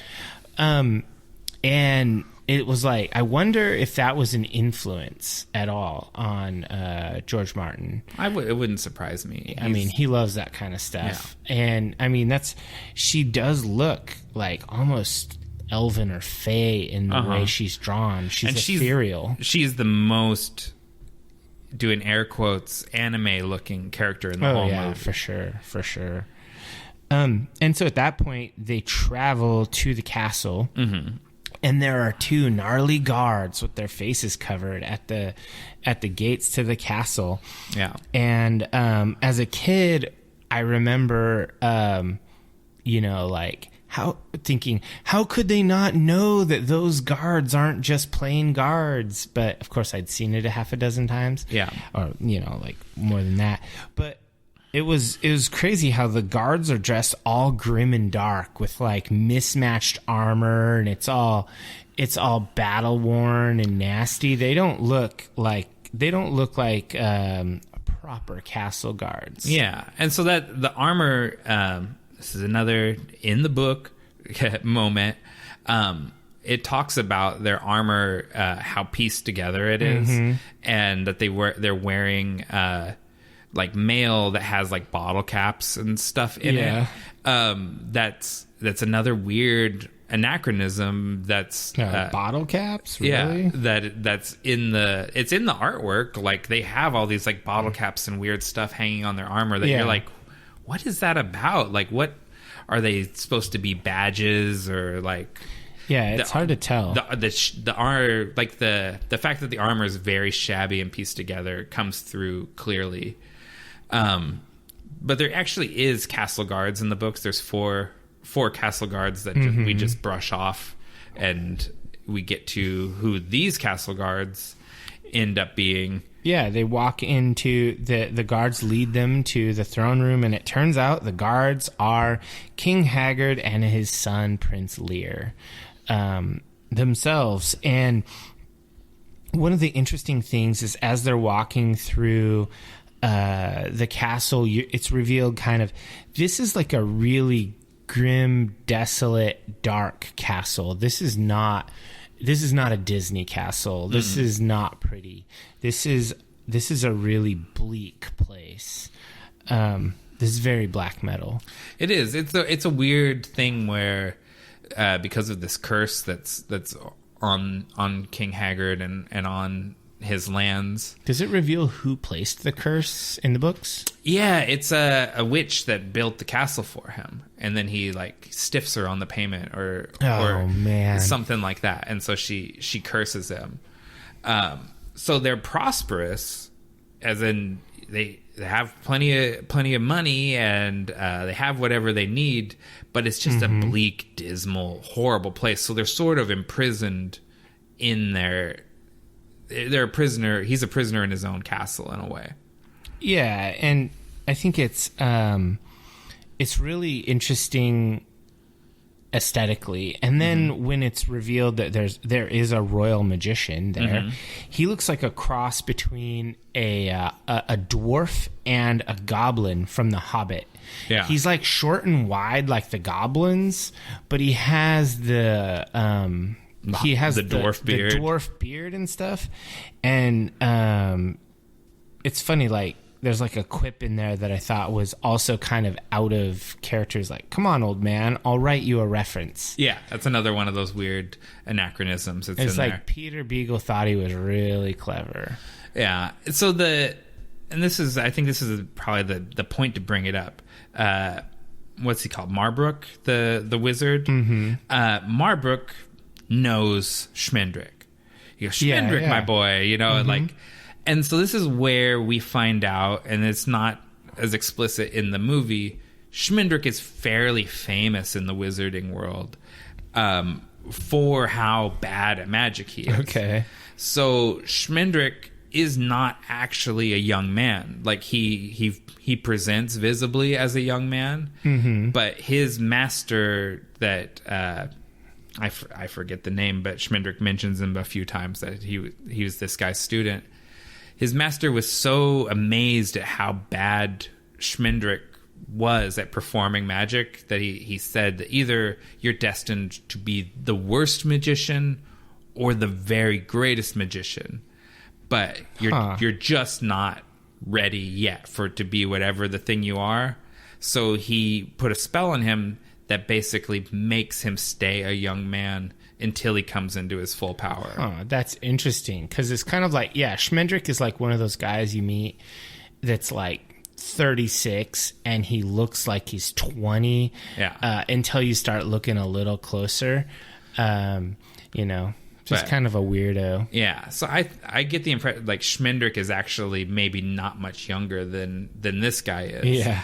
But he just looks like a teenager because of the spell that's been placed on him.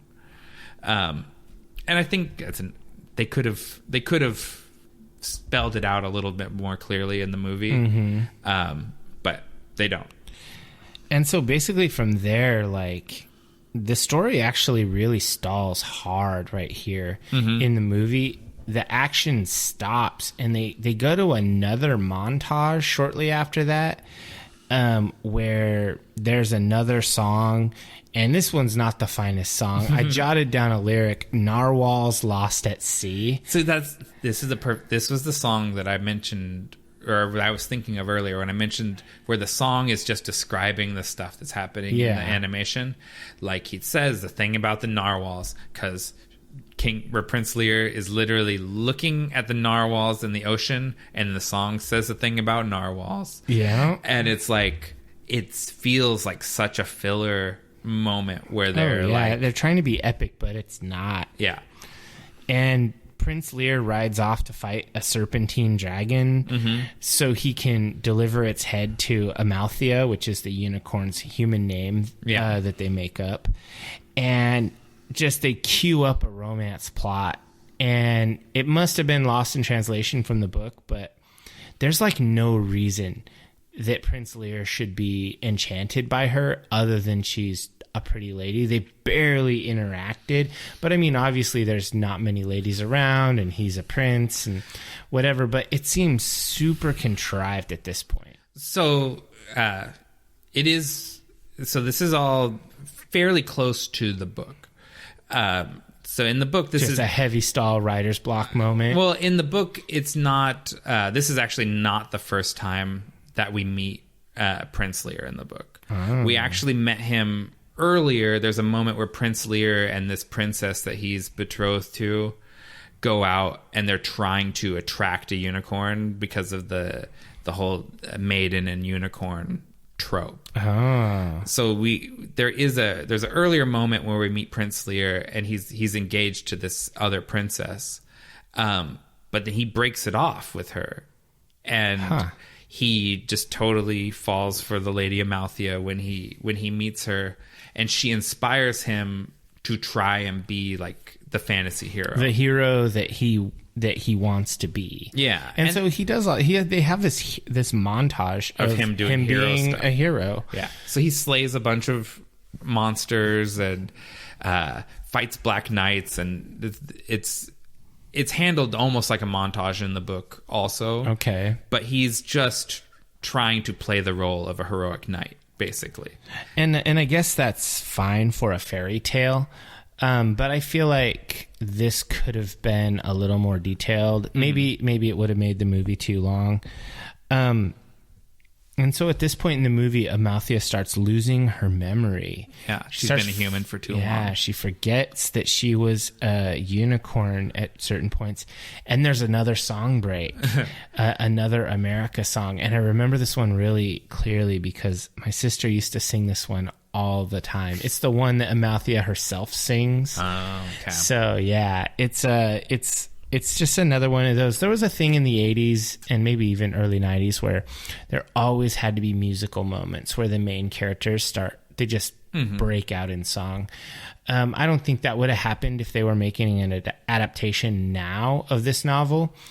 I don't think Amalthea would have busted out into song. And then later on when Lear starts singing. Oh, it's bad. It's really bad. Jeff Bridges actually has a good singing voice because I've heard him sing in movies, but he's singing in this like high register that's not his natural range, and he's just barely making those notes. It's pretty cringy. And there was no auto tune. Oh no, they just leave all the weird flat notes and sour notes in there, and it's bad, really bad. And then finally the plot seems to sort of start up again. It takes a minute, a hot minute, but Molly is the one who starts moving the plot forward, and she learns that the Red Bull, where the Red Bull lives, by talking to a pirate cat. The cat has an eye patch, an earring, and a peg leg. It's all... What the hell? So that's all really weird choices because the cat is in the book, but... Is it a pirate? It's not. It's just an orange cat. It doesn't... I mean, it does talk to her. Okay, but which is odd. But it does not have any of the pirate characteristics that the cat is given, which is really weird. And then the cat actually has two different voice actors credited to it. So I don't know which one did it, if it was Paul Frees or Don Messick, because they're both credited as playing the cat. Huh. That's weird. But the cat... It's just really weird. It's a weird choice, but the cat is there to tell us what's going on. Yeah, it's another one of those tell as opposed to show, when show is the preferred. But one line that I liked in there that I quoted was, a cat never gave anyone a straight answer. That's true. Yeah. Cats are full of like chicanery and nonsense anyway. So I liked that. Yeah. And then the romance plot continues, and Prince Lear sings that horrible song, which becomes a duet and then a kiss, which I guess means that Amalthea had basically forgotten she was a unicorn because she was willing to kiss this dude. And then we get the King Haggard monologue, and he monologues, but it's Christopher Lee. I'm sorry for knocking on the table there. Christopher Lee does an amazing job. Holy crap. Like I'm blown away sometimes when that guy just gets going. But I love how he just full villains it. He's like... Yeah, he villain-splains the whole story. Exactly. He's like, I know who you are. Like, he's like, knows she's a unicorn, and he reveals that he had all the unicorns driven into the sea, and he reveals that only unicorns can bring him joy. He tells the story of how the Red Bull... rounded up all the unicorns for him, and that scene is awesome when he's explaining it, he's narrating it, and they the Red Bull, they show the montage of the Red Bull driving them all into the ocean. I was like, whoa, as a kid and as an adult too, because I mean, obviously I haven't seen this movie in over 20 years, and so it was really cool. I really liked how they animated the villain splaining. Yeah. But come on, like the villain splaining was over the top. It may be over the top, but I think it's the best acting in the whole movie. Oh man, you think better than like Mommy Fortuna? Yeah, I do. Probably. I think Christopher Lee, I said in my notes, like Christopher Lee elevates this, and it sounds Shakespearean. Yeah, he does a Shakespearean monologue. Like he does. I think he pretty much, it's word for word the dialogue from the book, and he just delivers it like probably the greatest actor ever. I don't know. I can't think of anyone better. Yeah, we definitely we're Christopher Lee enthusiasts. Yeah, and so he threatens to throw her down himself, and then she manages to fool him into not thinking she's a unicorn. She just straight up lies. I don't know. It's a combination. It's that she's forgotten because she's been a human for too long. And then on top of that, I guess we kind of brushed past this. When he saw her originally, when he looked into her eyes, he saw the unicorn's forest. Okay. So that was his clue that she was at least tied to unicorns. Yeah. Because he says that anyone that hasn't seen a unicorn, when he looks into their eyes, he just sees his own reflection. So he looks into her eyes there, and instead of seeing the magic that he saw or the first time he looked into her eyes, he sees his reflection because she's gone full mundane human. Oh, man. It's sad. And so I actually noted that myself, is that I believe that this is because she has forgotten that she's a unicorn, and she truly believes it. And so when he looks into her eyes, and because they make they animate that very clearly, he's looking deep into her eyes, that she believes it, and so he is tricked. And so at that point, that kind of ends that scene, which is pretty epic. But then they move on and they meet this odd talking skeleton while they're trying to find where the Red Bull's lair is. Yeah, well, the cat clued them in that you had to make the skull speak. That's part of the riddle of how you get to the Red Bull. And as a kid, I loved that skeleton. I don't know why, but I was fixated on that iron crown he wore and the weird necklace he had around his neck. I just love the drawing and the art and the animation for that thing. And also, how kids just laugh about stupid things. The fact that he was obsessed with wine, but he can't even drink. I don't know. I thought that was just silly as hell when I was a kid. And so that skeleton scene was pretty cool. Schmendrick is able to trick him. They both kind of trick him. Well, sort of. Schmendrick turns water into wine. But does he? I think he does. But then he drinks it, the bottle himself. So the skeleton is one of Haggard's old guardsmen that Haggard had killed when he was being especially cruel, basically just for jollies. So it's not revealed in the movie who the skeleton is. Yeah. Why is he undead and able to talk? Yeah. Is he cursed or what? That they don't really get into. They just explain that Haggard. I got it right that time. Haggard, he kind of goes, he's always looking for something to excite him. And for some period of time, he was just being especially cruel because maybe that would be fun. And so he just had this guy executed and had his body placed up there. As an example. Yeah, just to show, just to be cruel. And then that ended up being, ultimately everything ends up being boring to Haggard. Yeah. But that's where the skeleton comes from, is he's this old guard. Yeah. And it was also, did you recognize the voice? No, I didn't. It's that guy that plays Odo in Deep Space Nine.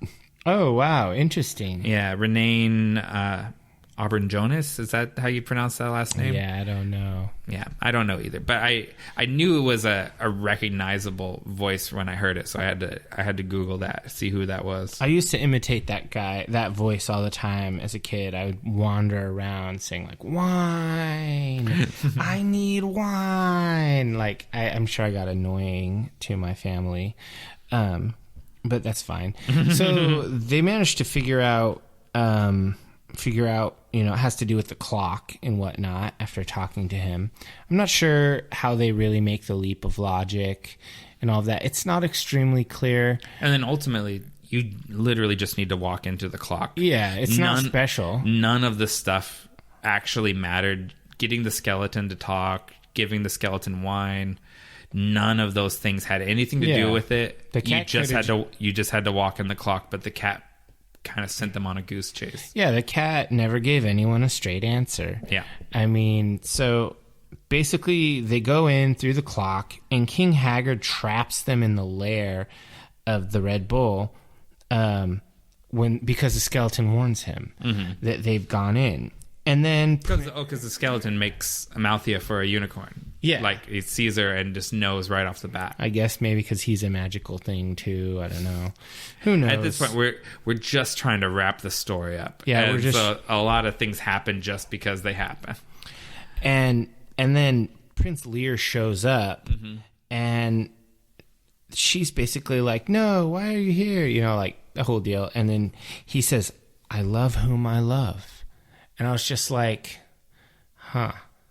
That's kind of a throwaway line, but it's also kind of meaningful in like a weird way. Yeah. Like, you know, there's an old quote, you know, like the heart wants what the heart wants. Yeah. And so it's kind of an interesting moment of a little bit of gravity where Prince Lear, and generally I had a low opinion of Prince Lear earlier in the story. And then turns out in this kind of climax, he turns out to be a guy with like a iron spine and a good heart. Yeah. And I like that. They redeemed this guy who I had thought was just kind of a I don't know, throwaway character. So he's been like for his whole life, because it's revealed when Haggard is doing his villain-splaining that he just found Lear. It's not even his kid. Lear was one of the children from the town Hagsgate, and he'd been abandoned. And so Haggard took him and says, maybe having a son is going to be entertaining. Yeah. And it isn't for very long. He finds it fulfilling for a little while, and then he gets bored of that too. And Lear has just kind of been this like wastrel, right? That's just living the life of a prince in this castle until he meets the Lady Amalthea. He's just kind of a garbage dude. Yeah, and then inspires him to become a fantasy hero. He starts doing all this stuff. Although I will say, I wrote in here, as they travel into through the passage, through the Red Bull's lair, and Amalthea wants to remain human, and they say, but you'll die, you know, and she says everything dies, which I think is pretty grim. And then Lear straight up forbids her from remaining human. That's not woke. But also, that's pretty selfless because he loves her and she wanted to stay human. Yeah. And he's like, no, you should be a unicorn if you're a unicorn. And I think that's pretty cool. He doesn't want her to sacrifice her magical life to marry him and live in the shitty castle. Yeah, it's not really a very nice place. No, it's not. And he knows it. Like she's destined for something better than that. Yeah. And so then the Red Bull appears and it comes for Amalthea. I guess at this point it's on. It's figured her out. Yeah. And Lear puts himself in the way. And basically he gets thrashed. He doesn't even have like his stuff with him, like his armor, his weapons and stuff. Yeah. And so Schmendrick manages to somehow use magic again, and he turns her back into the unicorn, where she then is she kind of fights the Red Bull. She has some courage because she's trying to save Lear. Yeah. Because she has even though, you know, she can remember from when she was Amalthea. Yeah. And she is now able to feel regret. She's like the first unicorn that ever could. Regret. Yeah, so there's a bit there right before Lear gets hammered by the bull where he asks Schmendrick, you know, to save her with your magic, and he says, I can't. And he says, well, then what good are you? And he says, that's not my job. That's the hero's job. Yeah. And so, like, that's one of the times where Schmendrick is, you know, he hangs the hat on the trope again, where he's like, now go be the hero that we've been making you into for the last couple chapters. You want to be a hero? Be a hero. Yeah. And then basically the unicorn's forced back, and Prince Lear is so hurt it gives the unicorn the strength, the inner power to beat the bull. Yeah. And she forces him back into the waves. Yeah, because essentially once she's no longer afraid, the bull doesn't have any power anymore. Yeah, it was all in her mind in the first place. Right. And then she's able to... She forces the bull into the water, which frees all the unicorns in a majestic wave as they wash over the bull. And then they're streaming up through the caverns and chasms, and she leans down and heals Prince Lear with a touch of her horn, and then eventually goes back to the Enchanted Forest, and that's kind of the tale. Yeah, I mean, that is almost the end. I think that's really, it's worth mentioning. It's very evocative of like waves, the way the unicorns come out of the sea. Yeah. It's something that's mentioned a bunch in the book about both the color of unicorns being like young unicorns are like sea foam colored, and they turn white as they get older. And this connection between unicorns and the sea is made multiple times. And then the people in Haggard's kingdom, when the unicorns basically destroy their town as they come trampling through, saw waves coming out of the ocean and wiping out their town. They didn't see unicorns doing it. So it's I think they did it's a show not tell moment that's pretty effective, making the unicorns look like the rushing waves of the ocean. The art in this movie is fantastic pretty much throughout, and I think that's one of those really good moments. And we get a little bit of a goodbye moment. Like you said, the unicorn, she heals Prince Lear, and everyone kind of says their goodbyes and goes on their way. And then she comes and visits Molly and Schmendrick one more time to kind of, just sort of touch base and have a little talk with them. And this stuff is quite a bit more fleshed out in the book. Yeah.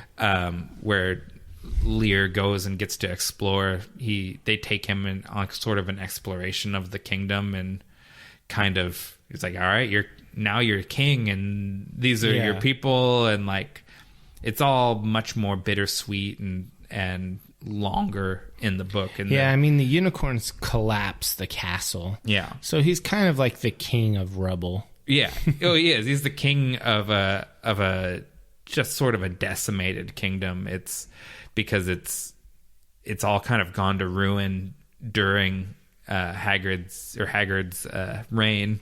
Yeah, Haggard really kind of wrecked that place. Yeah. But I guess that's kind of the end of the movie. And so what worked for you? The high points. Let's see. What worked for me?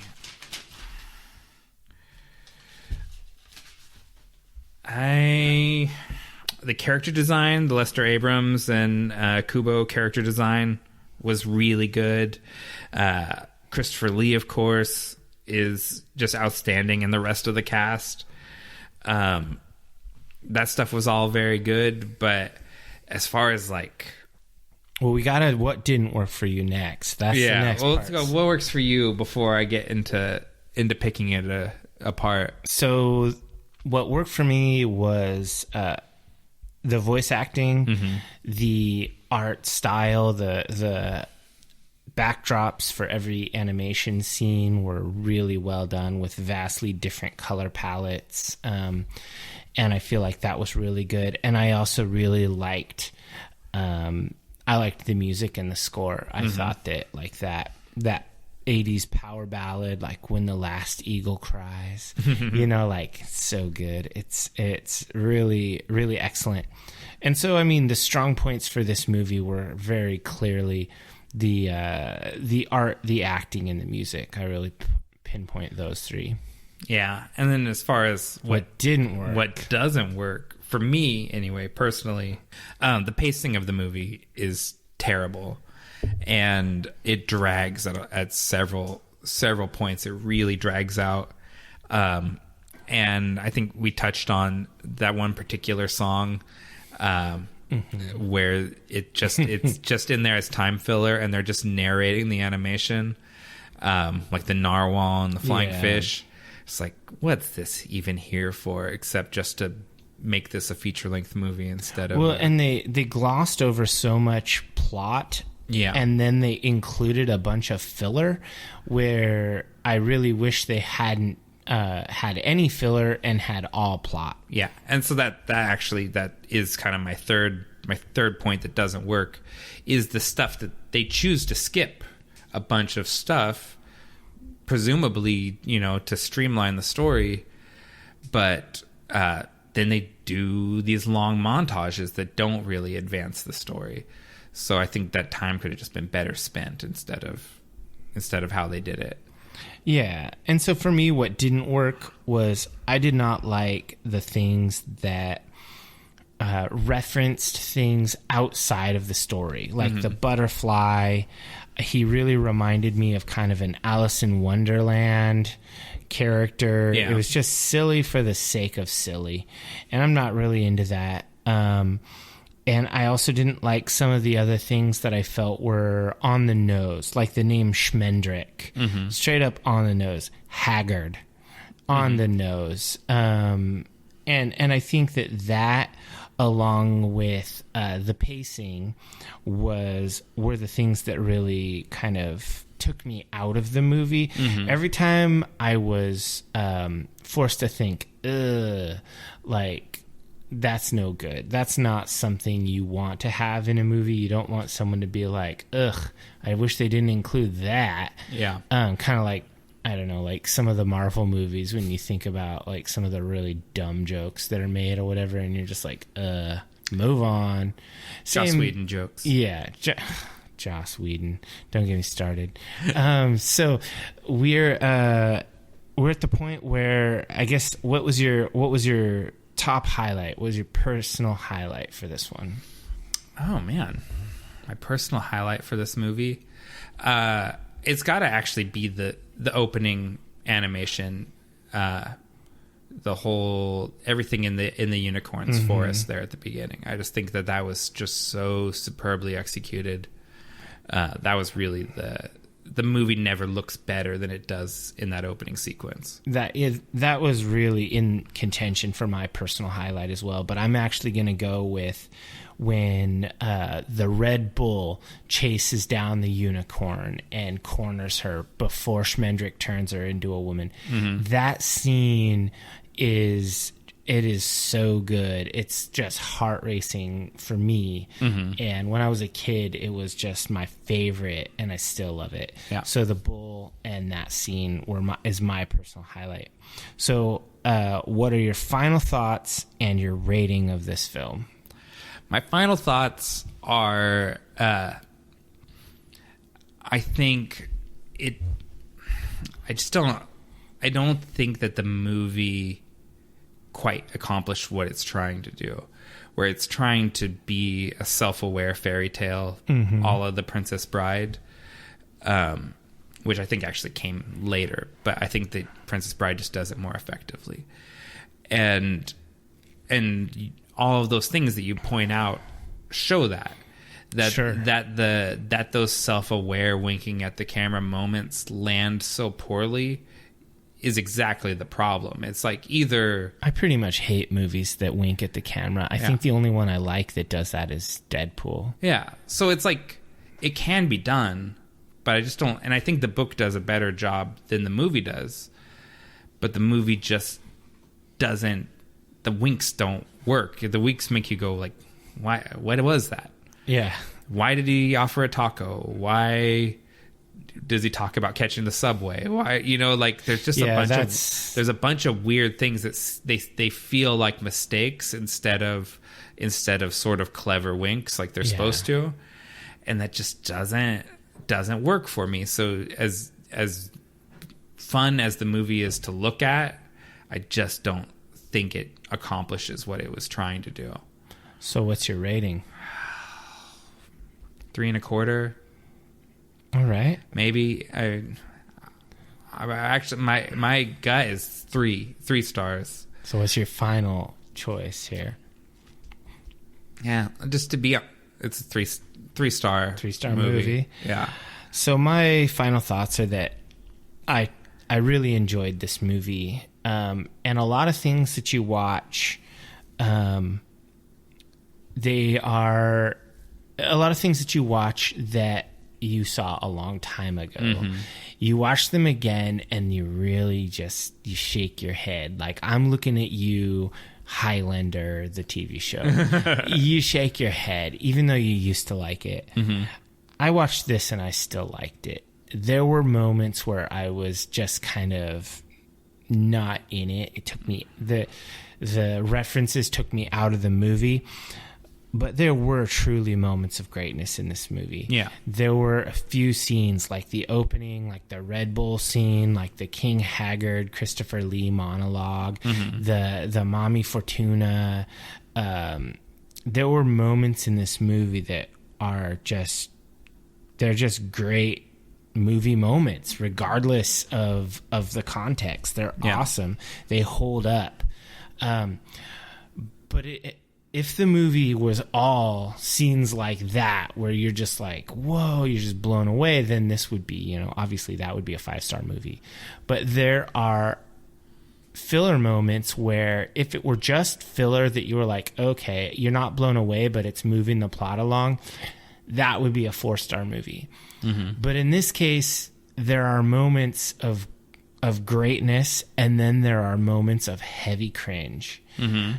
And so that to me says that's generally around a 3-ish, but I love it so much I can't rate it less than 3.5. That's fair. And that's I kind of had worried going in that I was going to be in a tough position where I'm trashing your childhood favorite thing. But I found something. Well, my childhood favorite thing is the Hobbit movie. Yeah. Let's be clear. Yeah. But this one, same makers, and I did really like it. And I definitely found an appreciation for it. But I just think ultimately the movie just stumbles too much. Do you have any last thoughts before we wrap it up on this? No, I don't think so. I think that's a wrap on The Last Unicorn. All right, let's have a quick break, and then we'll come back with our final segment.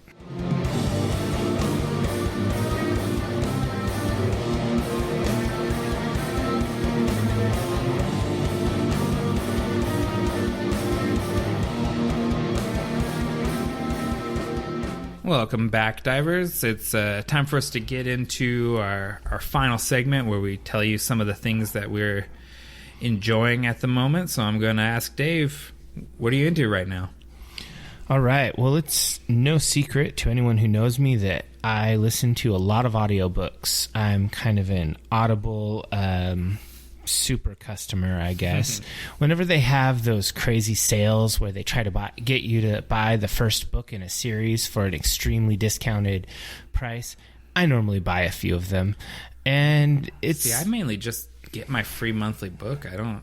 Oh, man, but when they offer you like $4 for like a super good, well-rated, I should say, audiobook, it's hard for me to say no, because then if I really like it, I'll use my tokens on the next ones. Makes sense. And if I don't like it, well, it was $4 and usually between 15 and 25 hours of entertainment, or at least 15 and 25 hours of time spent, because I drive fairly far to work. So in this case, this is one of those first books in the series sales. I bought it. It's called The Name of the Wind. It's by Patrick Rothfuss, and it's the first book in the Kingkiller Chronicles. Now, strangely, I have gone to a couple of conventions where Patrick Rothfuss was there, and he's also been a guest star on a show that I watch, Critical Role, the Dungeons & Dragons live play show. He's been a guest player on there, and he is a really good author. This particular book is fantasy, but it's kind of in the grim and gritty style. He doesn't really gloss over details. You don't get a lot of montages out of this guy. He's not Last Unicorn. And in this case, it's a story about a guy named Kvoth. And Kvoth is a brilliant young boy who's part of a caravan of a troupe of entertainers that go from town to town and put on like plays and whatnot. And it tells the story of his life. And it's interesting because in the narrative style, it starts off third person, describing this innkeeper, this man who's kind of living kind of a mundane life and the things that are happening around the inn. And then he gets tracked down by this chronicler who is looking for a famous hero named Kvoth. And he narrows down that it's this innkeeper who's kind of in disguise and gets him to tell his story. And so then from then on, for the most part, the story is in the first person as Kvoth tells chronicler his story. And so it mixes the voice up from third to first, and it's done really well. And one of the things about this guy's writing is that it's really powerful. The words that he chooses make you invest in the characters. It makes you care in one way or another. It might make you really dislike somebody or make you really like them. And he doesn't go, it's not high fantasy, it's not heroic. Like some of the issues that the hero deals with is he's talking about mundane issues like being in abject poverty, unable to buy food, or ruining the only set of clothes that he owns when something bad happens to him. But it's kind of his origin story and how he ends up going to this school for it's a university where they study magic, and at this university they learn all sorts of things and magic. It's kind of like a grown super grim dark Harry Potter, I guess, where Kvoth is going through these trials and tribulations and rivalries, but ultimately this story is a tragedy. Mm-hmm. Kvoth suffers so many losses. He barely keeps his head above water. He loses constantly. He barely ever wins. But when he wins, he manages to make it, make some progress in his life. And there's a romance arc with a character who's also really complex and really living a hard life. And so on the surface, I know I'm not really selling this. It's a hard book. It's really one of those books that I contemplated stopping reading throughout it or listening. And I remember that because you've been posting about that on social media, that like about books where the lead character is just always getting the business and having a rough time. So ultimately, you decided you came out positive on this, though. Yeah, I had a conversation with our friend Mario, who's read this book and the sequel. I haven't read the sequel yet or listened to it, and it's really just hard to get past the fact that Patrick Rothfuss is a beautiful writer. His prose is so good. Like, as I'm an amateur writer myself, and I'm a game master and a storyteller for different games. I read this and I'm inspired by the way he writes. It's so amazing. It's just utterly powerful.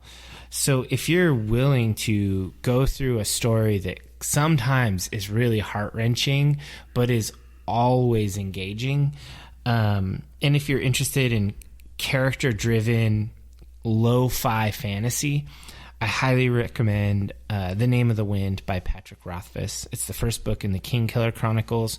There are only 2 books out. A third one's coming soon, and he's not. This is kind of a large series in the making, so it's something you can follow going forward and over the years if you're into that sort of thing, which I am. I will read the second book. I just haven't gotten to it yet. But yeah, I was really mixed on this as I was going forward. But by the end of it, I really did enjoy it. So that's what I'm into. What are you into right now? So this is going to be a little bit of a weird recommendation because it's for me anyway, because it's a sitcom, which is not something that I'm particularly a genre or whatever that I'm particularly into. But I came to it through a genre window, and I think it's just extremely good. So I'm going to recommend it anyway. I'll tell the story like this.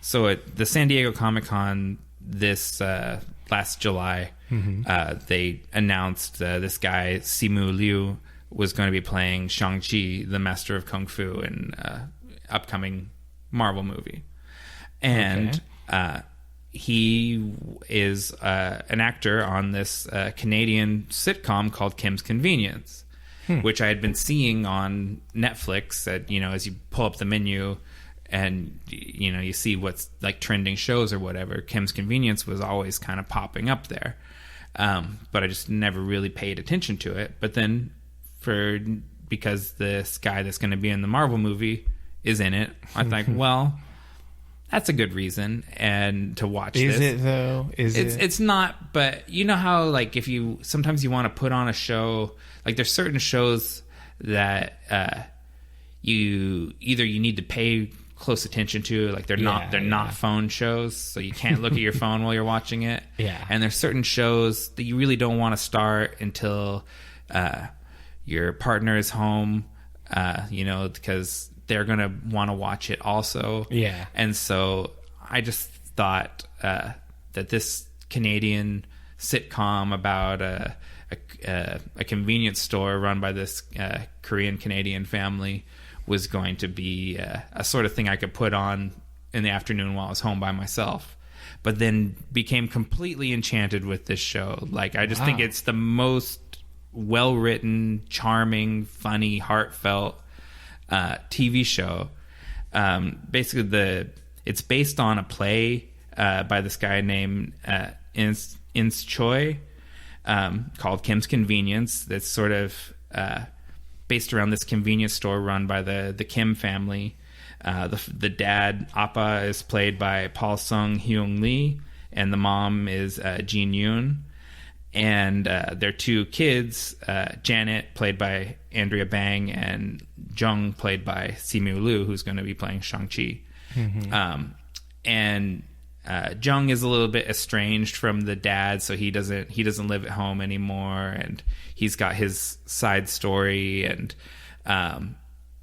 Janet's going to art school and lives there, and then the core of the show is based around this convenience store and the people in the community that come in and out of it and everything. And it is just so good. Like, it's so well written and so heartfelt, and so like legitimately funny, but wholesome funny. Like, it's not a dark show. It's not a mean-spirited show in any way. All right, I'll skip it then. It's family entertainment, but it's family entertainment that I'm like completely invested in. I laugh. How many seasons are there? There's 3 seasons on Netflix. Season 4 is airing now weekly on CBC. So you have to do a little internet finagling to watch it here in America. But if you're going to check it out, you have 3 seasons to get through before you'd have to get to the current one. But I love this show. It's one of my favorite things on TV. I watch it every week. It sounds really good, and your recommendations usually aren't this enthusiastic. So maybe I'll give it a shot, and maybe in the future we could do a "What are you streaming right now?" Because that's a whole other thing. That's a whole other thing. Yeah. I've got stuff that I've been streaming lately that I haven't talked about on the podcast at all. So we could probably do that. So with that wrapped up, do you want to give us a call to action? Yeah. Subscribe to us on your favorite podcatcher and rate us generously. A 5-star review costs you nothing but means everything to us. You can find us on all social media platforms across the metaverse as Deep Dive the Meta. Dave likes Twitter. I prefer Instagram, but we're also on Pinterest, which no one likes. Well, I guess this is really goodbye. Don't say goodbye. Say good journey.